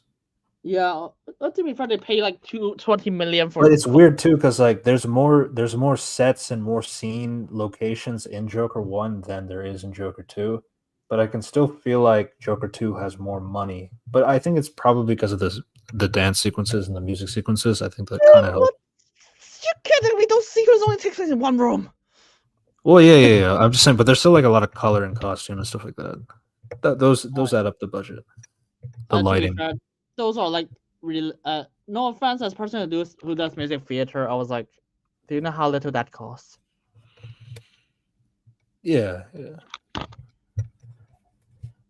Like, I mean, there was one explosion scene in Joker 2. It's not even the fucking Greatest Showman. It's like they actually use location really well because of song sequences. Like, ever seen The Greatest Showman? So, Yes. So yeah, you know, understand what I'm talking about. How much is the Greatest Showman budget, anyways? It's probably 84 million. Yeah. You motherfuckers. Yeah. Oh, and then Thunderbolts just ragtag team of guys just gotta truck through. Something bad's gonna happen. I still haven't seen the trailers, so oh well. Yeah. There's like no color. Everything is gray and dull and boring. Okay. Yeah. I was seeing this comparison shot of like these guys they're standing around in New York, kind of like posing like how they did in Avengers 1, and the color contrast is insane. Yay. Do you know what's even better? The 6 other shows releasing next year. What if season 3? We gotta have fucking Pacific That's coming out Rim. this year. We gotta have fucking Pacific Rim. Don't remind me to finish Agatha. Yeah, what if ends the year basically? The last 8 episodes will be like pretty much the last 8 days of the year. 8 episodes? They did like 9 episodes in the past 2 seasons. Yeah, this year it's 8. Fucking hell. It'll drop on the 22nd, then go all the way to the 30th. Yeah, I can't wait for them to justify fucking Pacific Rim. But the thing is, like, they put Storm in there. What if Storm is Thor? I was like, okay. Imagine someone who's never watched anything and just watched the MCU. I was like, who's Storm? Oh yeah, he's that guy who got mentioned in Deadpool Wolverine. I was like, okay, that doesn't tell me anything. But it's like, even then, it's like like Storm is Thor. She controls the. I know, and people have said this all the time on Twitter, and I know Storm. Yes, Storm has held Mjolnir before. Yes, she has been a Thor before. That's not really my issue. It's like, why the fuck is she in a What If season 3? She hasn't been introduced in the MCU. She hasn't done anything. Um, she's been like mistreated so much in so many iterations of herself. So it's like, I get it. It just looks cool, but I don't know what was the benefit of putting her there. And then it's like, then you just wonder, okay, so if we have Storm here, what about some of these other mutants and some of these other characters? Or we just introduce them in cartoons and that counts? That's your adaptation of the character. That's really stupid. Yay, Marvel! How much does a penguin cost? Jesus Christ! Hold on. Speaking of which, season 1 story was heavily done by Ash Brannon, who was the co-writer of Toy Story 2. He was also the writer of season 1, episode 3 of the show. He is not involved in season 1. Do you mean season 2? Yeah, they do have an episode of Kate Bishop being a cowgirl. You sure that's not from Marvel Zombies? No, it's not zombies. It's not zombies. What are the What If episode 3 titles? I don't know if they dropped them yet, but what I saw is like, what if Marvel heroes were mechas? What if Marvel heroes are cowboys? I mean, like, it's so annoying too, because like Marvel has like characters that have like mechas in them. Marvel has characters that have cowboys and westerns and old western type of superheroes from the 50s and 60s and all that stuff that they could probably use, like Kid Colt, Carter Slade, the original Ghost Rider.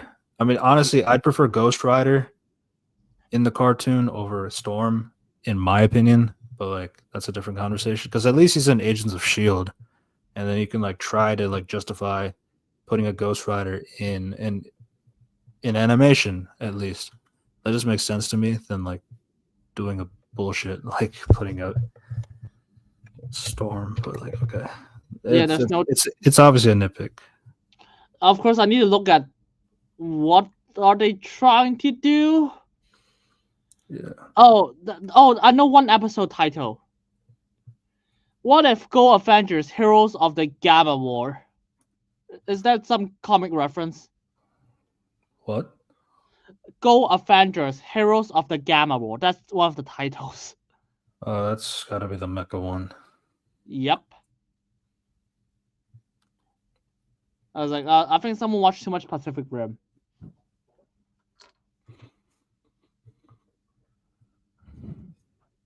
And they think like, it's the mech one. I was like, what the fuck is that title?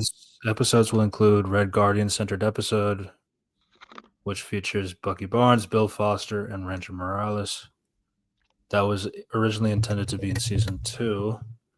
An anime-inspired Go Avengers, Heroes of the Gamma War, Avengers anime kind of thing. And they fight a bunch of Mega Hulk monsters. Cool. That's going to have Captain America, Sam, Red, Black Widow, Guardian, Shang-Chi, Monica Rambeau, Moon Knight, Shuri, Melina Vosk. Yeah, the justifying our Phase 4 characters season. And then there's an episode featuring... An episode centered around... a musical number with Agatha. An episode... Oh, no, okay. Okay, that's even... I found an even worse one. An episode centered around a galactic battle of the bands, where villains and heroes are all competing. Judged by... If you don't know, it's Kiss. Kiss is a band from real life. And let's just say there's a reason why no one knows them. What's special for this season? Nobody knew them for decades. Yeah. Yeah, I was like, even don't you don't tell me because they're old. Everyone knows the Beatles. Well, yeah. I mean, they're more iconic than the I mean, the Beatles are more iconic, of course. Yeah, like who the fuck But is Kiss? I never. I remember when Fairly Odd Parents used Beatles as like one of their episodes. Hey, remember when you because everyone knows about the Beatles? I mean, look at Kiss now. It's like there's some edgy rock band. Kiss was in like in a lot of like cartoons, like in the especially in the '90s and early 2000s. I don't know, like I guess the craze of them was like crazy. I guess it's because of the way that they look. Their dress and costume just looks cool in that Uh, time frame. Name a song from Kiss without looking at the list, without looking up anything. I don't know songs in general, so it's not a fair question. I thought you study music. I play music like piano, violin. I don't listen to music like that. Jeez, I mean, name a song from Beatles. You knew songs from Beatles, right? I'm sure I do. I'm just blanking right now. Oh, I had a 12 hour thing over the weekend at the stare. fair. I'm kind of Nothing was. gassed right now as well. Should probably wrap this up in 4 minutes. Yeah, let's wrap this up. It's. Oh, all right. They cast the character from like the actress from Fantastic Four to voice a Birdie. Birdie. I'm not even gonna fucking bother with the Oh, name. it's just Birdie. It's just Birdie. Birdie.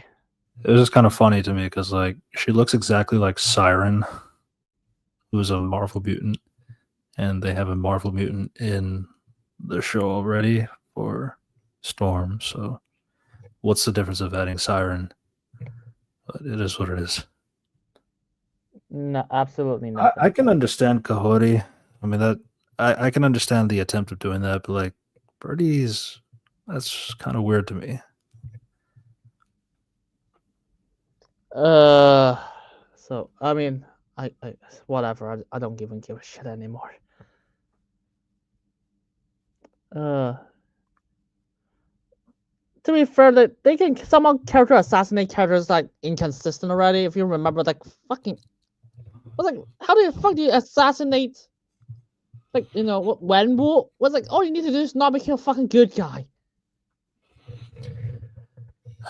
This is my other thing too. Is like the way that What If was framed is like What If has always been framed like what if we went through the exact same events of the MCU, but this is the one thing that changes. How does everything change because of this one change? That's usually how it works. But the thing here is like they change everything, including before and after this change was made. So it's like you don't even feel any sort of cohesion in terms of like, is this supposed to be like what if something in the MCU changed? But I also understand that like, sometimes what ifs are like just straight up it's different in this universe. Like everything is different in this universe. I mean, I guess, but then at that point, it's just an alternate universe where everything is different. That this what if change doesn't really mean anything. Like, what exactly could there possibly be a what if scenario where all the superheroes turn into mechas? I was like, Like, apparently there's a bunch of Hulk monsters. So and like, yeah, what is the one change that changes everything? I don't That's the know. thing. That's the thing I don't understand. And the problem too is like a lot of these like what if episodes like have even the simple things like they don't get like it's like what if Steve was shot and Captain Carter had to be the Captain America essentially, Captain Britain. I mean it's like yeah I mean I guess it's a plausibility that maybe she does become the captain person if Steve was to be shot. He should have died. Right. I mean, So and they built a fucking max suit in that fucking year, 1940s. Why would you do that? yeah, that's the problem. It's like even some of their simpler what if episodes are like they overcomplicate them for some reason. I was like, they just want cool action. I was like, remember season 2? I was like, oh, dude, I think the most interesting ideas are like, from the background that no one realized. I was like, what if the world instead of what if Iron Man meet the Grandmaster? I was like, what if Iron Man didn't make it to the portal and everyone has to grieve him? I was like, that's much more interesting. Yeah, oh right. That Iron Man one is like instead of focusing on that aspect of how does Earth react to Iron Man being gone, it's just Iron Man is on Ragnarok. I was like, I don't think And anyone now wants he to has to know. do like a race car driving Well, against and yeah. Gamora. Oh, hey, remember like there's an episode like with continue Captain Carter story. I was like, wait, dude, I want to see what if Bucky survives? Like, hey, can we see how fucking Bucky reacts with what if Bucky survived but Steve died? That would be a much more interesting. I was like, he could react to the world differently and stuff. It's like, and this is the last season too. Like, there's no more seasons after this What If season. And the fact that there has not been a single one of what if the other half survived the blip, that's like the easiest one to try and do. But like the fact that that can't even be an option is crazy. Yep. I mean, it's like instead of that one, let's just have what if Iron Man met Killmonger in Iron Man 1? I was like, yeah, I'm sure everyone what cares about that idea, right? Right? Oh, who the fuck would think of that as a good idea? But hey, but what if it's like sometimes they have decent ideas. Like, what if Ultron won? I was like, yeah, cool idea. And then what did they do with that? They turned him into God. Why? To the point where the Watcher has to break the multiverse to get superheroes from different universes to fight as a group of Avengers. And it's like, dude, so you're saying that What If is a alternate universe in the MCU. So technically speaking, the Watcher can just drag superheroes from the quote unquote 616 universe, because I'm not gonna call it that. And Just call it Secret Timeline. but yeah, but now it's like, it doesn't deserve the secret timeline because like, apparently the secret timeline can never be pruned or destroyed. Only branching ones can be destroyed like that because Deadpool said so. To be So fair, yeah. that's a low key, but oh well. Don't worry, that they low key and Deadpool Wolverine it doesn't have any connections. I mean, and that's not not in a good way. So Shawshank Redemption. Great movie, amazing movie, one of the best movies of all time. Happy 30 years. Happy 30 years. Go rewatch it if you haven't. If not, what the fuck? What are you? If you haven't seen it, what the fuck are you doing? Just watch it. We'll probably talk about the Green Mile, maybe in Someday. December. Maybe someday, because I don't think we have a love plan, right? Yeah, but it's also like the 25th anniversary to give some credit to that movie. Maybe. But as Michael Clark Duncan used to say, I'm tired, boss. So yeah. Rest in peace, Michael Clark Duncan. yeah. Henry, say goodbye to the people. Yeah, goodbye. Yeah, school starts. Tired, busy. I hate my life. Hey, university.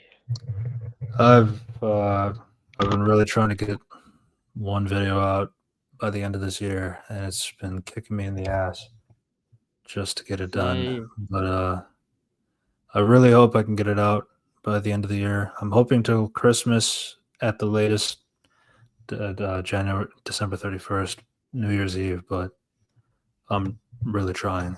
But I really appreciate the support. I really appreciate everything we've done. We've done our 49th episode of another Review Score podcast, meaning the next one is a big one, a big special number.